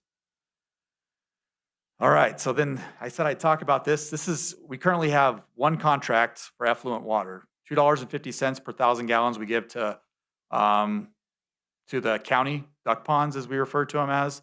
So the county fairgrounds, that was a contract. We entered into debt to actually build that line to their facility from our water treatment plant. So that was all, and that's for the life of those bonds, which I believe are 30 years with WIFA. So we have a contractual rate. We've never advertised this rate for other people. The customer that doesn't pay, which is our biggest customer, is our golf course. So our golf course currently does not pay for effluent water. We currently so all the rate users, so all the City of Safford sewer customers and those outside of the city, the few that are out there, end up subsidizing the golf course because we do not charge them. So in this budget, I have proposed the idea of charging them. I just went out there today to try to figure out exactly how much we're going to charge them. I thought it was $350,000 because they use, we thought, 167 million gallons of water as compared to the fairgrounds that only use about 50 million gallons of water. So 3 times the amount of water goes to the golf course than goes to the duck ponds. So we thought the bill would be somewhere close to $350. We're now thinking that it's much higher than that. It's probably going to be closer to $550. We might end up charging the golf course because that's how much water we were sending up there. Was it 248 million gallons you just told me? Total water. We lose a lot of it to evaporation and a lot of it to seepage as we put water into ponds and expect it not to evaporate in Arizona. We lose a lot that way. So we're losing a lot of our water and we're tapped out as far as having available effluent for parks that we're building. So we'd like to find a way to start conserving that effluent water, especially at the golf course and at the ponds, so that we can use it at some of our new facilities like parks that we're bringing on board that can be watered so that we can be good stewards of our water, just like we're asking our customers to be good stewards of our water. But as of right now, given the amount of water we send to these 2 customers, that uses up pretty much all of the effluent that we have available to us. So again, I'm not asking for any vote, but I did put it in the budget. As you notice, you go through the golf course, there is a charge for effluent this year. It might need to be changed based on what I just realized today. Any questions about that? I'm not going to advertise a rate. Again, if you wanted effluent with us and we could actually provide it, it would be on a contractual basis. So it's not a rate available to anybody. You have to get on a contract with the City of Safford and then we can agree on a price. So I'm not willing to put it out there for anybody yet until we're ready to take on more customers. So, all right. Any questions? That's sewer. No questions? Yeah, I called this one sewer too, but it's wrong. So moving on. So we're moving on to electric. Electric is one of our biggest funds because we actually have to purchase electricity. We have done a lot in our electric portfolio. As he talked about SPA today, SPA is our regional or our consortium of buyers. Thatcher's part of SPA along with us and a few other communities, mostly irrigation districts in the Pinal County area, but we are one of the customers that purchases power. And they made purchases of solar power, which seemed to be cheaper for us. So during the day, we were generating a lot of solar power, but at night, we still depend on our Palo Verde plant that burns natural gas to provide power to us. For that, our rates are pretty low comparatively because we have a portfolio that allows for that. We are trying to look for battery in our portfolio so that we can store energy at night and not use Palo Verde as much. We do have allocations from Hoover Dam and from Glen Canyon Dam, but by the time they get here, you're paying more to deliver the charge than it's really worth. So really, when you think about power for Safford, it's really solar generation facilities that are in Pinal County. I think there's one in Eloy, one in Florence. There's going to be one in outside of Wilcox. And then Palo Verde not Palo Verde nuclear power plant, but we do have a natural gas plant somewhere in the Maricopa area that generates power at night when we don't have solar. So that is how we get our power. But that costs us, as you can see, purchase for power is about $5.5 million this year, and we think it's going to go to $5.8 million next year. So that was in the market. We believe those rates are steady. Like we said, we have such a diversified portfolio. We're able to guarantee those rates better than we are with gas. Gas has one source. We get it from El Paso Gas, and we have to live with their pricing. This, we have lots of different resources. So we believe the purchase for power that was in the rate study is a good number. We did pass the rate study late, so again, our revenues might be a little bit short this year. The market was not contemplated in our personnel costs, so some of the largest market increases, I can't ruin Danielle's presentation, are with our journeyman linemen. There's a lot of places that we compete against. Most municipalities do not have a power company, so we're competing against SRPs, APSs, big consortiums of power that pay their employees very well. So we try to make that even in the market study, and we can go through that with you, but some of our biggest rate increases are for our gas and electric people. And so electric is definitely in there, and that was not contemplated when we came up with these rates. So there is some pressure on the rates given our payroll costs. Capital expenses, like I said, Mike went through and looked at more ways to routinely maintain the system. Costs have gone up for the cost of that. So his capital expenses are causing pressure. The rate study did not contemplate as much as Mike put into the CIP. It's not a lot, but it is definitely higher than what it was. The idea of a new substation, so we had a lot of cash available. We were building up the idea of paying for cash for a substation. We've pushed that substation construction to off of our CIP. It's in 2032. So what we have for the very first time is design for that substation. I don't think the number is accurate. $1 million for design of a substation in 2031 probably is not accurate, but it's a placeholder. We're at least saying we're going to do the project. But yeah, that's going to cause pressure on this. I think what we're ultimately going to have to do in order to afford a substation is debt. We're going to introduce debt for the very first time to electric in order to afford that. That allows us to implement debt in 2032 and allow the next 30 years worth of customers to pay for that facility, not save up the money today, use today's money, use people that are getting power today to build that substation. But we'll have to look at that as we get more and more information. Again, another year. We won't really get to that design until 2031, but again, knowing what the real cost of a substation is. Mike is an invaluable employee. If I didn't tell you during our one-on-ones, I don't think we would have an electric system without Mike Cook. He is definitely knowledgeable and highly sought after in the electric community. So his knowledge has definitely helped us come up with ways to push that substation out further. We didn't need to do it as soon. He's trying to get us dependent upon the co-op. So we have interdependency, so we can get power from them. He's thinking of different ways to try to save the city of Safford money. So our electric rates, again, I want to say are one of the lowest in the state. When I'm competing against a for-profit APS and a nonprofit, supposedly SRP, my rates are still very, very competitive. Very, very low compared to them. So even with all of this, we're just trying to get the system up to a standard that our citizens can appreciate and depend upon. We still think that the rates that we're proposing in this rate study are needed. The problem with this one, and this is where I might want to deviate for the very first time, is we were using electric rate cuts. So if you'll notice as we get to the very last slide, we are proposing rate cuts in the electric because we have that fund balance. So customers that have a consortium of rates, water, electric, gas, all that together, electric was going to cut its rates by $7 a month, which allowed us to increase the rates so that they weren't affected if you were taking all of the utilities. So I would say with the pressure that we're facing and the unknown of the substation, I'd like to mitigate the amount that we're proposing, that the rate study proposed for electric cuts. I don't know if $7 is sustainable. We probably could do a 1 year of that. We've already reduced them. In the last study, we reduced them. That's what we used to offset some of our rate increases. We have the solar subsidies. We've fixed that problem. I don't believe that's ongoing, but again, it's the substation, I think, that's the definite unknown. And if we take away all of our fund balance, then we're definitely paying for it with debt. But I'd like to at least have some money to plan for things like the substation to get a better number in the future. So I'm just hesitant to put a $7 decrease in your electric bill per month times 12. It's just, but it does allow us to keep those elderly customers on fixed rates. It allows to keep the rate low and not much of an increase. So we'll talk more about that. But this is one that I would, if I wanted to deviate from this, I would need to advertise the rate that I don't plan on deviating going as low as the rate study proposed. And we would talk about a lower rate.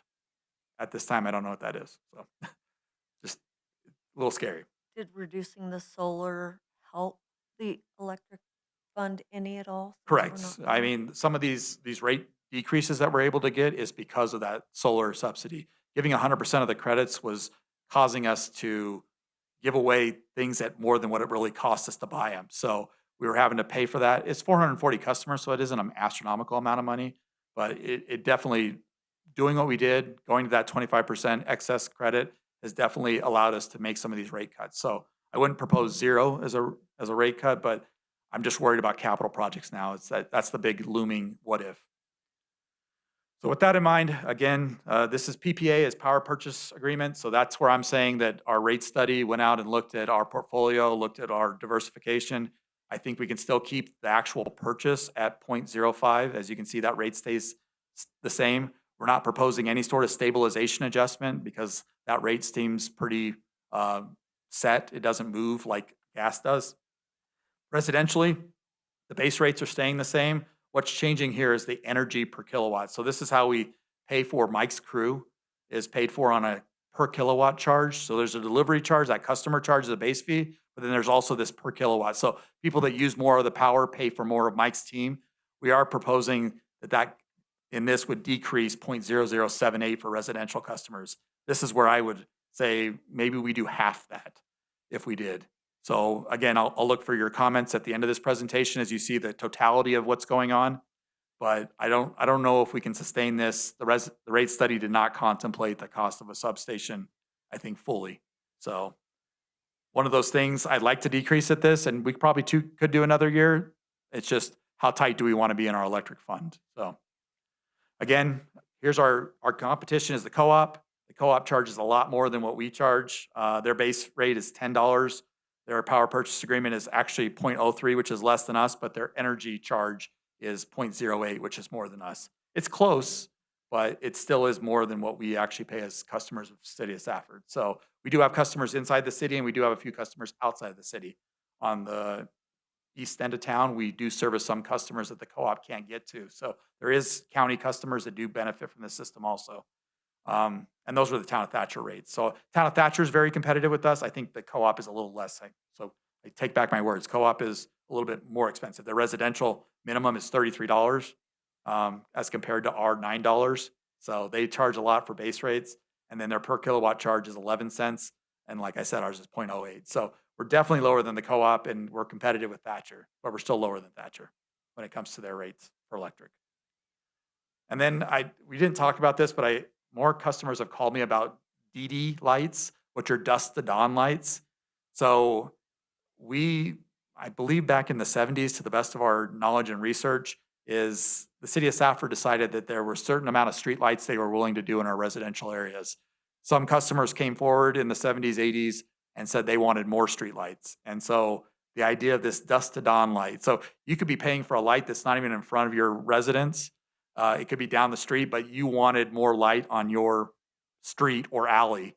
So we did a dusk to dawn light, and you pay $8 a month for that. So I just wanted to get that out there, that we do have dusk to dawn lights, that you can pay for more lighting if you believe that there's a security issue around your residence or your commercial company. You can pay for that, and it is a charge that we're not looking to increase at this time. Dusk to dawn lights. I get more calls about that. I don't understand why. Solar rebate. So again, big bold word, no changes. It's the exact same. It will be the exact same for the next 5 years. Again, anything you generate and use in the same month is 100%. It's only when you get to that excess, that's when it gets charged at 25%. So when I'm paying you, like we talked about, it looks like 5 cents per kilowatt.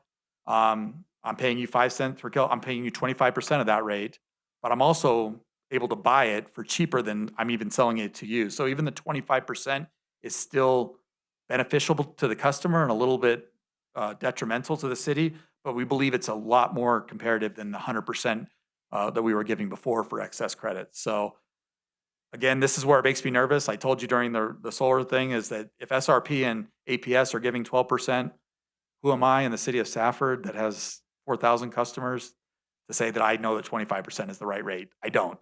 So it could be. I don't suggest you make any changes this year. Please don't. And maybe 5 years from now, we can talk about being more competitive with SRP and APS on this. They bring a lot more knowledge to the game than we actually have. So as of right now, I think we're in a great situation with solar. All right, moving on. Gas. Electric. Oh, you have electric question. Sorry. Okay, now, if we needed to tap into the co-op, if we lost one side of town and Mike had to do a switching and we needed to get power from them, we don't know how much they're gonna charge us. We don't, but as we talk about that CIP project to interconnect with them, that's where we need to sit down and hammer out an agreement with them. What's our understanding? What's the understanding if they take power from us? Oftentimes in Thatcher, I lose power more often than Safford. So if the co-op was actually able to take advantage of the same CIP project and take power from the city of Safford to keep their customers online, which I don't know if you understand, Thatcher, their back end is really the co-op. It does a lot of Thatcher's electric work. So if they were able to benefit their customer, there's got to be a two-way street. But how much are we willing to charge each other? As you can see, our rates are divergent from each other. I'm charging 5 cents, they're charging 11 cents.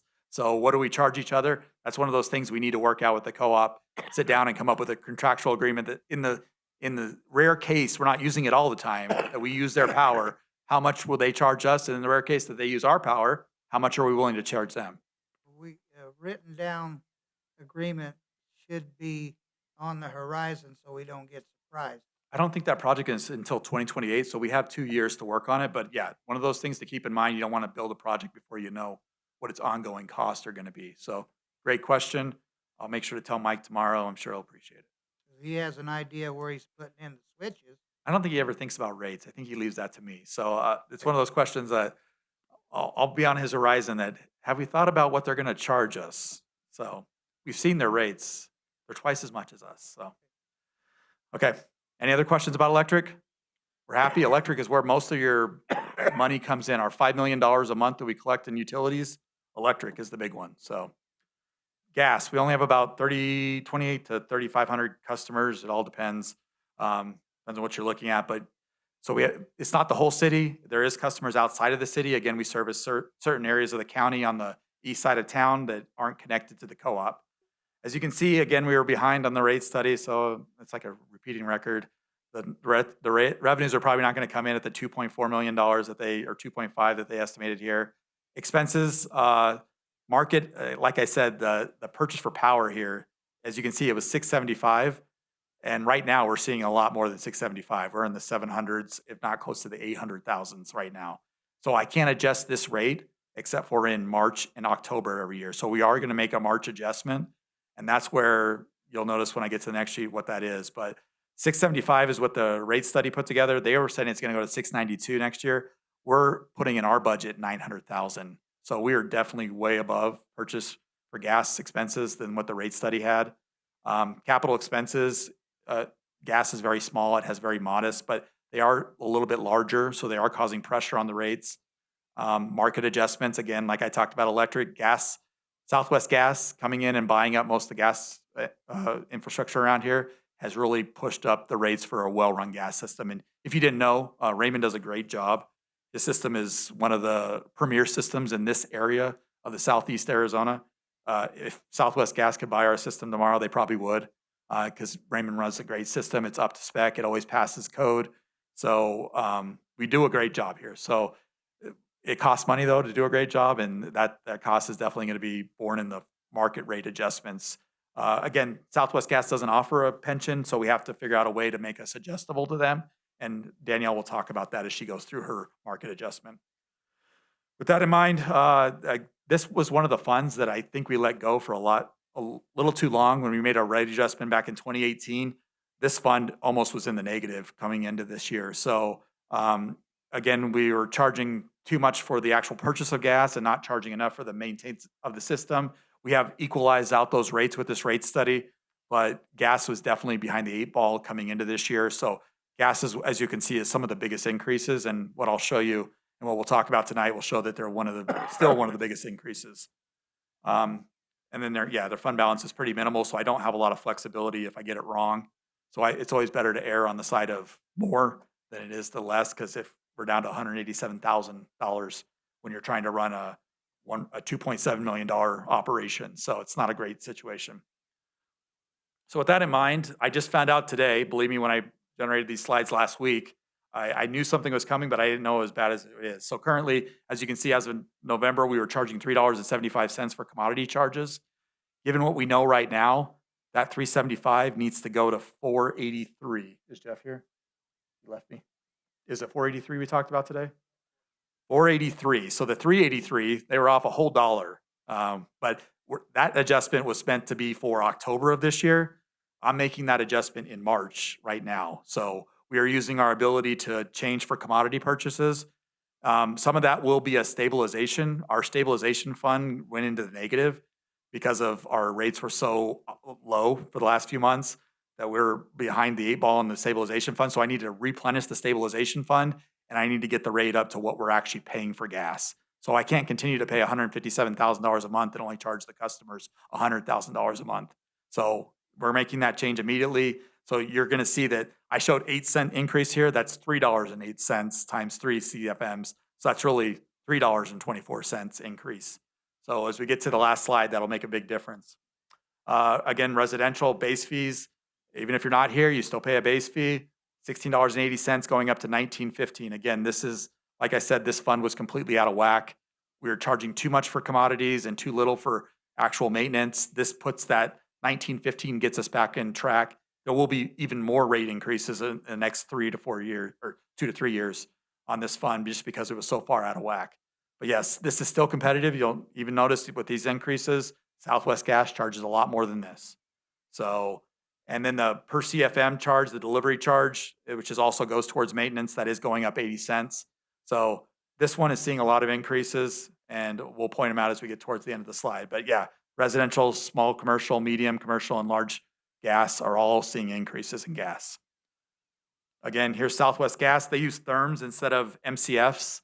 So the conversion rate for a therm is approximately 0.1 MCFs. So their typical bill is about $62.36. Our typical bill, I don't know if I did it all the way up here, it'll show on the last, as $50.17. So we're still lower than Southwest Gas.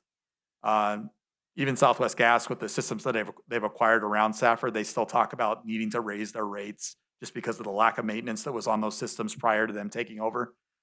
So yeah, $62.36 is our current rate. It could be more than that next month. Raymond pointed out that they changed their commodity charge monthly. We only change ours once every 6 months. So there's a lot of fluctuation in Southwest Gas. We do use Southwest Gas at the golf course.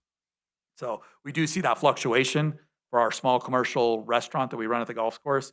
Southwest Gas is it can swing pretty quickly. So. And we're not required to go to Corporation Commission for rate increase? So the joys of being a municipality is we do not have to go through the Corporation Commission. They do not treat us like a for-profit or a not-profit entity in the state of Arizona. We are a government that can change our rates as we see fit. Does that make sense? Yes. All right.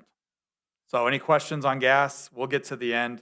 I'll point out the $3 increase that needs to happen almost immediately, which means we'll still, the proposal is I'm just going to stay at that $4.83 until the next time we look at commodities in October. So again, that's just the commodity charge and the stabilization charge, which we're allowed to change on a 6-month basis. Delivery and service charges, those will go up in October when you see this last slide. So we are proposing a rate increase. That won't happen until October of this year. You want to get out of the slow season is the summer, and then it gets back into the winter. Winter is the big season for gas, unlike water. Summer is the big water season, and winter is not. Gas is the exact opposite. Landfill. So landfill, we did a lot of finagling and a lot of playing around with rates here. A lot of it was based on sanitation. Sanitation and landfill kind of go together. Most places don't run a landfill, so their sanitation is pretty set, but it's hard to compare because municipal landfills are pretty far and few and far between. So our sanitation, I'll talk more about it as we get closer, but our landfill revenues have not been coming in. I don't know if the model was flawed in some way. I've talked with Lance a little bit. We're trying to figure out, but landfill revenues are not anywhere close to $1.9 million per the rate study. So it's not just the 5-month lag. I don't know if the $25 rate for Safford, we made it as a last minute adjustment based on recommendations from you guys. I don't know if bulky's costing us more than what we anticipated. Commercially, you're going to see that we compare ourselves to Vista, and Vista is not competitive. It doesn't have to advertise its rates, so it's hard to figure out if we're competitive. But we're going to point out some things with landfill and sanitation as we go down this. But revenues are not coming in as projected. Again, the market was not contemplated. Running a landfill, trying to find another municipality, she's going to explain, you're going to see some market increases that are higher than expected. So this is going to cause pressure on this rate that's already not coming in as we expected. Capital expenses, we didn't have a really good capital plan for our landfill. The rate study has really encouraged us. Actually, I think our rate study person got us in touch with our current engineering company that has helped us come up with what, if we're going to run a landfill for the next 100 years, we might want to start doing some stuff. So there's some things that Lance has put into his capital improvement plan that allows you to run an expanded landfill over the next 5 years. They're not happening this year, but the CIP is going to be more comprehensive than what the rate study even contemplated. Post-closure, I'm still doing great on the investments that we made. We invested $3 million, and I put them in bullets that are pretty guaranteed for 3 to 5 years. So we think we're going to be able to hit the $3.3 million that I need, the increase of $300,000. So I don't need to raise the rates based on post-closure. But again, it's not all my rates are locked in as bullets. And so the market's going up and down. As we talk about rate decreases in the market, that definitely affects our rates. So one of those things you have to watch over time. And then, yeah, it's very minimal fund balance here. You're trying to run a $2 million operation with $1 million fund balance. And there's some pretty expensive things. One compactor is that dollar amount. So you lose your compactor that compacts your trash, and all of a sudden you're $1 million in the hole. So planning for vehicle replacement, which we did in our last budget, and carrying forward in this budget is allowing us to get there. But things are expensive at landfills. We run a small landfill, so we don't have to buy a lot of them, but they are very expensive. And having redundancy when they go down is very important because there is no backup if you don't. All right, so we're still sticking with the $25 rate here, even though begrudgingly I don't want to, but it's going up $1. So we're going up only $1 to $26 for City of Safford vehicles. So again, that includes the 1 free dump a month. That's not something that our rate study, I think, fully comprehended and understood fully, and we didn't know utilization. Our record keeping was a little lacking. So maybe that's what's causing our revenue shortfalls, is people taking advantage of their 1 free dump a month. But again, there's not too many people that take advantage of that. It shouldn't be causing that much of an issue. We are proposing a $1 increase on the non-city haulers, and then if you're out of county, another $1 increase. So in this rate study, I would suggest that we make these $1 increases over time. We're going to have to get our hands around the model a little bit better and figure out if we need to make more drastic inputs. What should have been, Lance points this out to me every time we talk, is the minimum used to be $12. So if you brought in less than 1,200 pounds, I don't even remember what it was. It was some 580 pounds. Most people paid $12. Most people pay the minimum. So I may talk about a per tonnage charge of $25. a half-ton pickup can't fit a lot in the back of it. So most people were paying that $12 minimum, and that went up to $15. So really, I should see a $3 increase on all these minimums. I'm just not seeing it in the revenues. So, it's still $15. The minimum is still $15. Most people end up paying that, and the $25 doesn't apply. But there's a lot of more questions than answers on this one.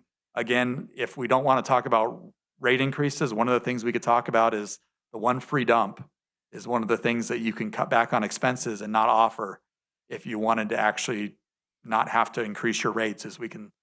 That's not a typical practice at most landfills, to be honest with you.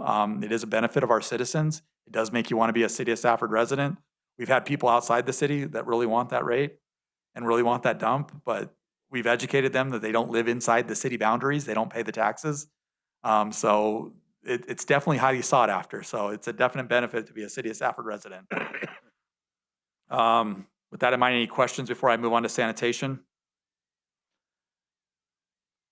Is the curbside pickup, is that, We'll talk about that in the next one. okay, it's printed as once a week, is that correct, or is that a once a month? What is the actual practice, Lance? Whenever you call, as many times a month as you want. I think that might be a place to, That's one of the things, because the reason we're at a $25 in Safford rate is because the more we charge our own sanitation company, the more we have to increase those rates. So in an effort to be competitive with our sanitation residential, we did that $25 rate. If you didn't understand that, that was the manipulation, was us lowering our landfill rate so that we could get a better sanitation rate. So as we increase the landfill rate for our vehicles and our citizens, our sanitation rates go up too also. So sanitation is one of those where we operate 7 vehicles. They are very costly. They continue to be costly. There's continue to be 1-year lead times on these vehicles. We need to get ahead of ordering. We try to order one dump truck or one garbage truck a year to try to stay on track so that we don't get to where all of our fleet was outdated and broken down. It's hard to be comparative because other systems like Thatcher don't operate commercial. They only operate residential. We're losing a lot of money in commercial. We're trying to rectify that in our rates as we did the last rate increase. And then Pima is through Vista, and they're the only ones that they offer twice a week pickup, and I do have those rates as we go through it. But what's causing, again, broken record, the rate study started a little bit late, so we're not meeting the revenue guarantees there.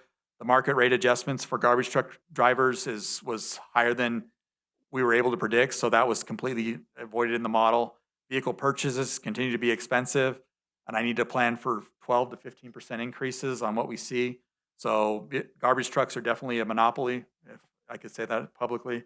But yeah, it's hard to find a reliable garbage truck that we can depend on. So we've been searching. Moving on, our fund balance, again, $644,000 on a $2 million operation is pretty sparse. If you lose one truck, you're already down. So building up a healthier fund balance would be beneficial in sanitation. They don't have a CIP, so they don't have any big plans outside of their vehicles. They usually, garbage enclosures would be in their CIP. We don't have any of that planned in the next 5 years. So their CIP is nothing. So all we have to focus on is just our vehicle replacement and paying their employees to drive those trucks. So residential collection, we are talking about going from $21 that we just changed last November to $22. That's a $1 increase. The extra cart charge is still staying at $10, and the bulky pickup was in addition. So you get the one-time curbside bulky pickup per week. We write in policy, but again, like as you heard, we continue to pick up any trash whenever it's out there. Our people are very vigilant on looking for trash around the city to make sure that it's not sitting out there for extended periods of time. But again, that's still included in here. But if you go over that 4 cubic yards, that charge is now $1 more. So these are things, again, if we didn't want to talk about rate increases, we could talk about service changes. Bulk pickup is one of those things that typically most places charge for. We did talk about that during the last rate study. You guys were insistent that our citizens still needed this service. So we still have the free bulk pickup and we still have the free Safford dump. But those are causing pressure on both of these funds as we go through. With that in mind, Town of Thatcher charges $18. So as you can see, for the first time, they have a lower rate than our $22. We don't know how they're going to take the landfill charges, the changes that we're making there. We don't know if they've made that change recently. So this $18 could be completely outdated by the time we do our $22 increase. But currently Thatcher charges $18. Again, they don't have commercial.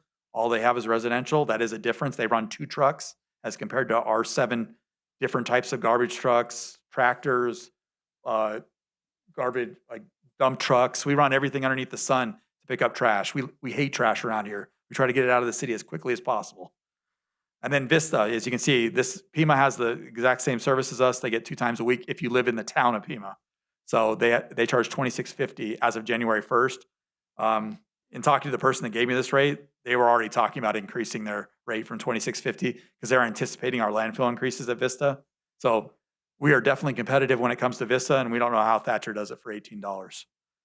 So with that in mind, commercial, this is the one that where we are finding here is it's better to give somebody a large dumpster and have a lot of air and pick up less often. That's less costly to the city. We don't have to come out as often, but not everybody can fit an 8-yard dumpster in the back of their facility, right, for commercial. So we still have people with small dumpsters that need to get picked up more often. If they're restaurants, you can't let it sit for a week. I mean, that's the kind of thing that we have to be very cognizant of.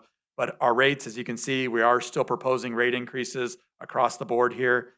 The biggest increases coming in the larger dumpsters. Actually, the mid-range dumpsters have some of the biggest increases.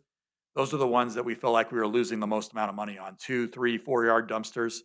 The 6 and 8s are where we want to push people. So we've brought my customer service division up to the spec on this. A lot of times we were taking calls from customers and sending them to Richie and making Richie the guy that's collecting our trash answer a lot of these customer questions. We are in customer service are trying to be more proactive. We've now identified every type of customer. We can now answer questions when people call us and say, hey, I really can't afford my 5-time-a-week 4-yard dumpster. We're like, how about you go to 2 times a week with an 8-yard dumpster? So we're trying to propose reducing frequency in larger size dumpsters to keep the cost down for customers. But again, it all depends on your facility, if it has enough space for it, if we can still pick up an 8-yard dumpster.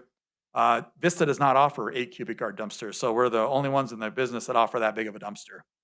So if you didn't know, right, I mean, I have to praise Richie. I wish we built like statues for employees. Richie loves garbage. If Richie is all about garbage here, if you've ever talked to Richie, he just wants to talk about garbage all the time. He's so vigilant. I mean, I've had garbage at most every government I've ever worked for. They don't care. Richie cares deeply. So I appreciate having somebody like Richie Bayrano as our head of our garbage division. So you definitely are in safe hands there. But again, like I said, Vista doesn't have to advertise its rates. We have to be pretty sneaky on how we get these sometimes. So right now we believe we're not competitive. I've highlighted the yellow areas, the 3, 4, and 6-yard dumpsters. We would not be competitive, but Vista can change their rates tomorrow. So we have no idea if we're competitive or not. We're still competitive at the 2-yard. And again, like I said, we're the only 8-yard in the business. So commercial customers do have the choice. They can go to Vista if they feel like they're more competitive. They don't have to stay with us, but we have all the equipment. We've done all the work to get all the equipment. So we'd like them to stay with us. We want to be competitive, but it's hard when we don't know what we're competing against. So Vista on commercial, we believe we're still competitive, but we don't know that for sure. The last time we were able to get these rates was almost 8 months ago. If anyone has any secret at Vista, let me know. And then, yeah. What is this all together? Oh, it changed my slide completely. It looks different than what it did. It took all my colors out. All right, that's why it didn't look the same. So yeah, this is the piece de resistance, right? Like this is what we talk about with our customers. An average customer, an 8,500 gallon water customer, which means 8,500 gallons of wastewater and gas at 3 CFMs. These are a typical 3-bedroom, 2-bath, small household. Again, if you have more than 2 kids, I don't think you're keeping within these rates, but typical 60% of our customers, we believe, falls here. So if we did what the rate study is telling us, we would decrease the electric bill for 1,000 kilowatts by $7.81. This is the one I'm a little weary of, that we reduce it this much. But that $7.81 offsets the water increase of $1.53. And then the gas increase, right now this shows $4.99. Like I told you, as of 3 hours ago, we figured out that that's probably $3. It's really $7.99. So I am $3 higher than what the number is advertised here. Residential sanitation, I'm going up $1. And wastewater, I'm going up $1.30 for the very first time. This tells you that I would have been up only $1.01 per month. So times that by 12, that's a $12 increase per year.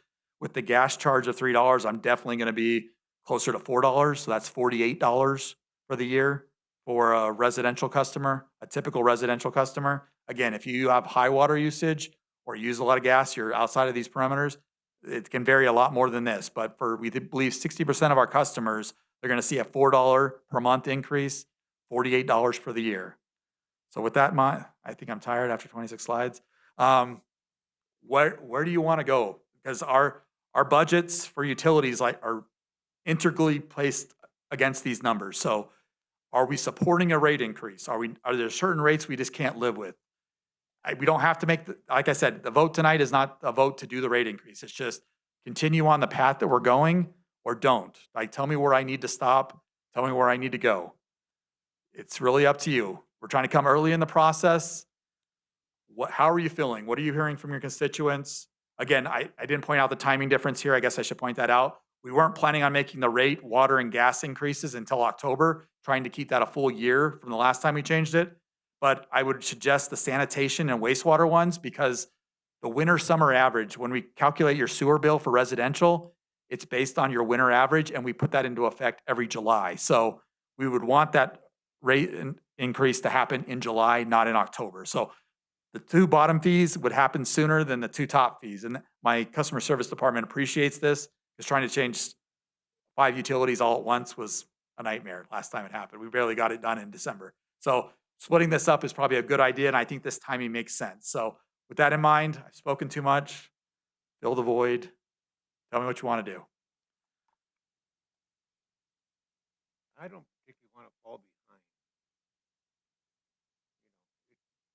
I think some things should be increased. Exactly what, I don't know right now. Is there any rate that you just can't stomach that I've gone through? Is there anything that's too costly? I would need more time to. And I do have copies of this presentation. I know, Mayor, you're the one that did not get that, but anyone that came to a one-on-one, I will give you this full in paper so you can go research it. Any other comments? Sorry. I was really got excited. I was really happy with the presentation before you started adding more numbers in it. And gas was, I just trying to be completely transparent that as of 3 hours ago, I did learn that we are not even close on gas. Well, you were on an average customer. You were at 1/3% raise overall. Where are we now?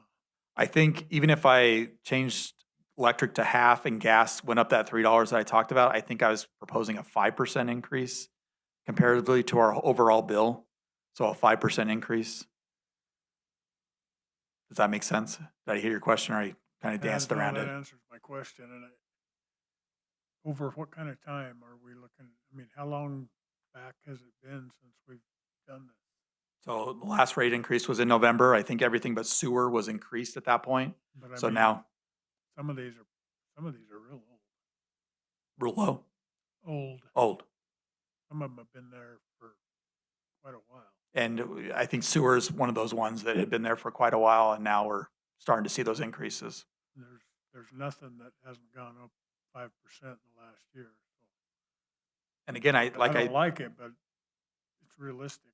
I appreciate that.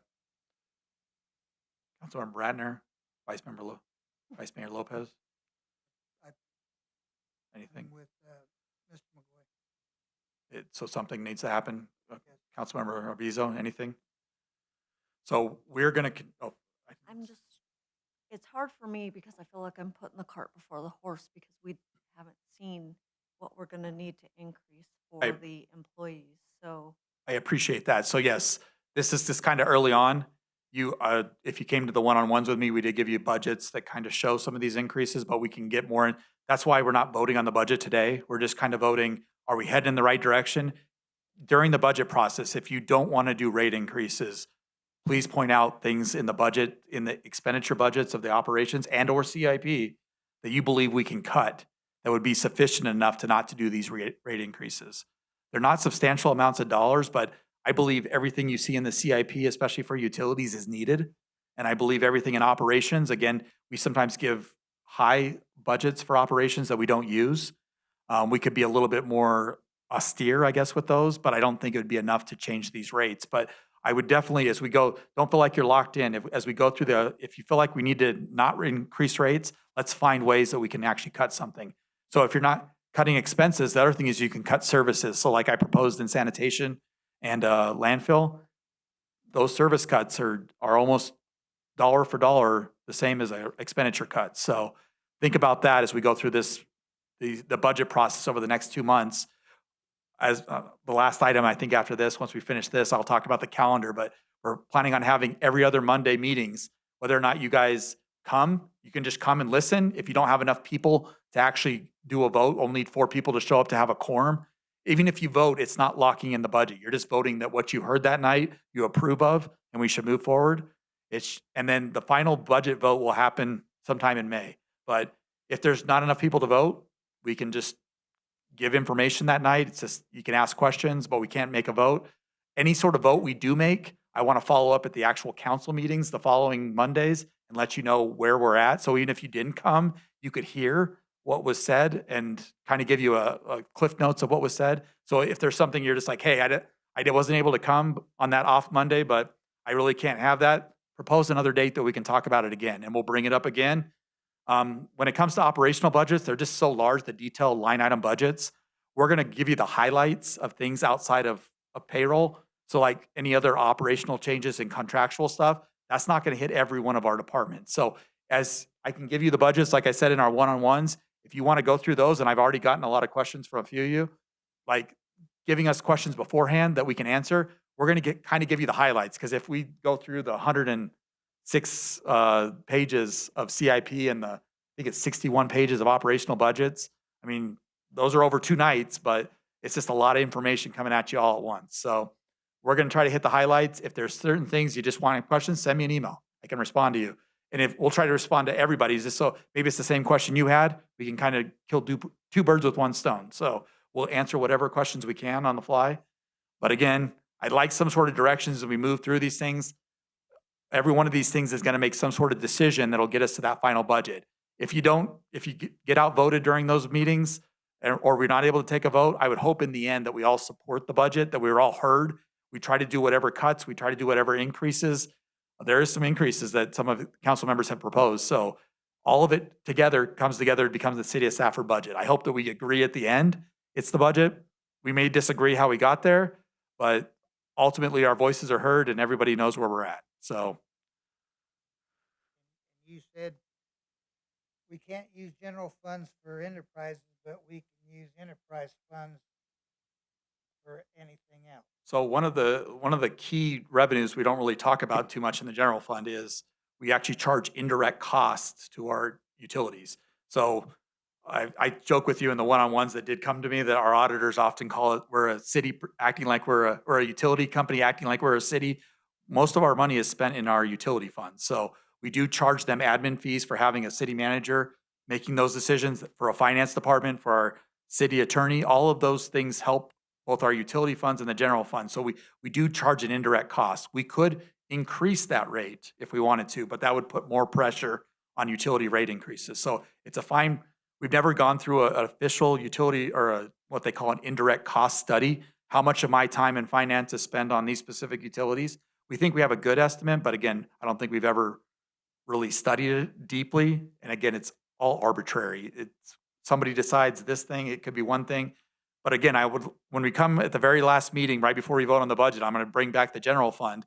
Here's all of our resources that we use that don't get utility fees, that don't get service fees. Here's our sales tax. Here's our indirect cost. Here's all the other fees that we charge at the golf course and or other places. What else do we charge fees for? The court system. I mean, all that comes together to become our general fund budget. Typically, we've always brought in more revenues in the general fund than we've spent. Those budgets are becoming a little bit closer together with this year, especially with the payroll increases. Our operational costs and our revenues are pretty close. So we use that excess to pay for CIP in the general fund. We'll have less resources to pay for general fund CIP if we go with the budget as it stands today. That's slowly dwindling away, that one resource. So those are decisions we have to make when we get to the budget. We're still one-time revenues are still spent on one-time things. ongoing revenues are still ongoing, but we do depend on funding our one-time revenues with excess ongoing revenues, if that makes any sense. So we bring in more money than we spend, and we use that excess money to pay for capital. So, I don't want to go back to the days where, like Gila Resources, where they were funded by the enterprises mainly and on the back of the enterprise. we won't get there. I think our citizens will have definitely kept us honest that way, but at some point, we need to talk about what are our indirect costs and are we charging enough? Like I said, we're a utility company that acts like a city, so most of our effort is spent on utilities. There is no other, besides the city of Mesa, that actually runs all 4 utilities. It's a lot of work. It's a lot of back-end work. It's a lot of clerical work. So there is a lot of stuff associated with utilities that you wouldn't find in any other locality. So even when we're comparing ourselves market-wise, it's hard because we're very unique. Any other questions? It sounds like I have support for a rate increase. Again, council members that aren't here tonight, we'll try to communicate with them. Talk amongst yourselves, try to figure out where we're heading. If there's things that I need to cut, let me know up sooner than later, what I can start looking at. So, all right, I end this presentation. I'm tired. Thank you. Oh, I guess I'll talk about that after. That's kind of a separate item. Thank you, Mayor.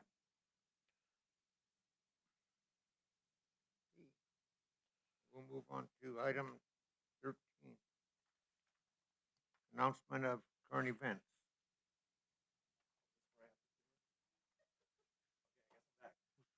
So I have given you a calendar up there. It looks like this. This is the budget calendar. We're already halfway through this page. If you noticed, there's a blank line where at that point, we just had our one-on-ones with most of the council, but not all. We still need to be with Councilmember Hemphill and the mayor and get their opinions on certain things. But we have, during those meetings, we talked about those off-cycle Mondays. So whenever we're not in council meetings, we want to take all budget items and put them to the most part to those meetings. So I put in bold what we'll be talking about at each one of those meetings for the next 2.5 months. If you can come, you can come. If not, I will give you a follow-up at the following council meeting about results of that meeting, what the outcomes were, where we're heading in the budget, so you won't be left in the dark. If you don't like that answer, then we'll talk about it again. We'll add that. We have a few extra spots as we get closer to May that we can talk about things again. If you have specific questions, that would be great to be prepared for these meetings, to give them beforehand so we can be prepared. I can answer a lot of stuff on the fly because I live and breathe this place, but I can't answer everything on the fly, so. Will those meetings be held here in this room, the optional meetings, or up at the city hall? Wherever you want, to be honest with you. I like here because we need to still record them. They are official meetings. We are going to announce them. So if you do have a quorum, you can make a vote. So we're going to make B come to every one of these things. So, all right. So look those over. If this is the new budget calendar, this is where we got to get to by June. So let us know if there's any sort of issues. Mayor, a couple of quick current events, if you will. So we'll get more information out this week, but you might have heard America's turning 250 years old this year. So the state of Arizona has a traveling museum. It's actually coming to City Hall on Monday, March 16th, which is this coming up Monday. If anybody's curious what that will be, there will be a replica Liberty Bell, which is exciting. It'll go around actually all the counties in the state of Arizona before returning to the capital to be permanently installed. The museum features engaging interactive exhibits on American history and Arizona past, present, and future. So again, Monday, March 16th, City Hall lawn, 10 a.m. to 6 p.m. That will be there. Exciting.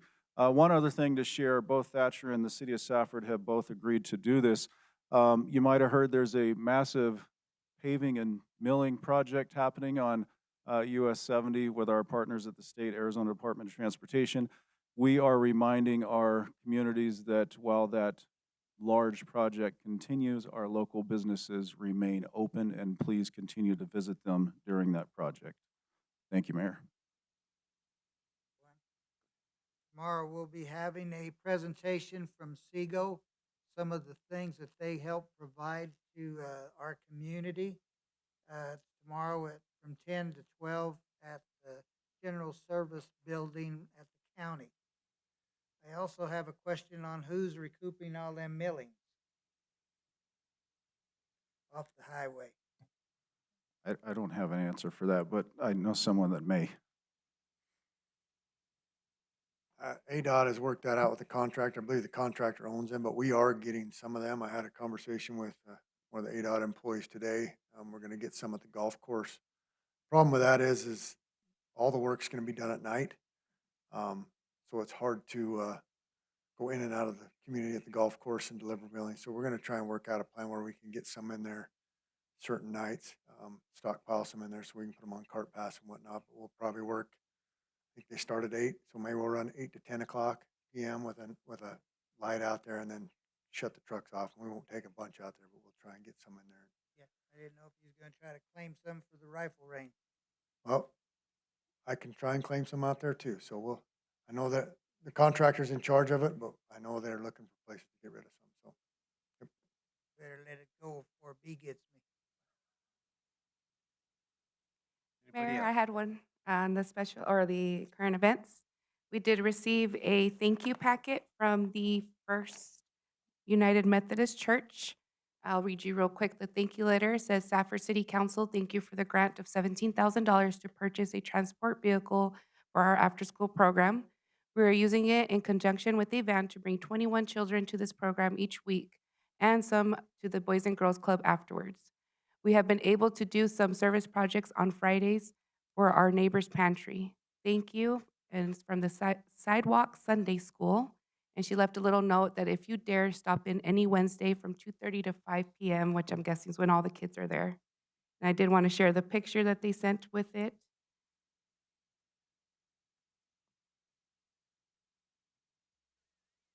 If I can get back to the picture.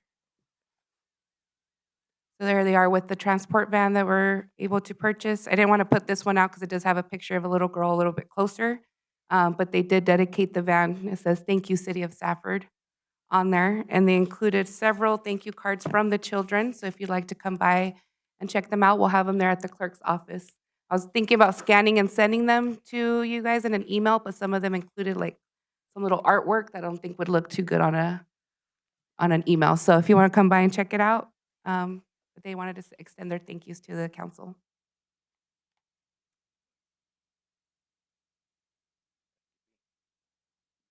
Anybody else? Then we'll go to 14, request for future agenda items. Anybody? Then we'll go on to item 15. Move to adjourn. Second. Okay, we have a motion and a second to adjourn. All in favor? Opposed? Carries.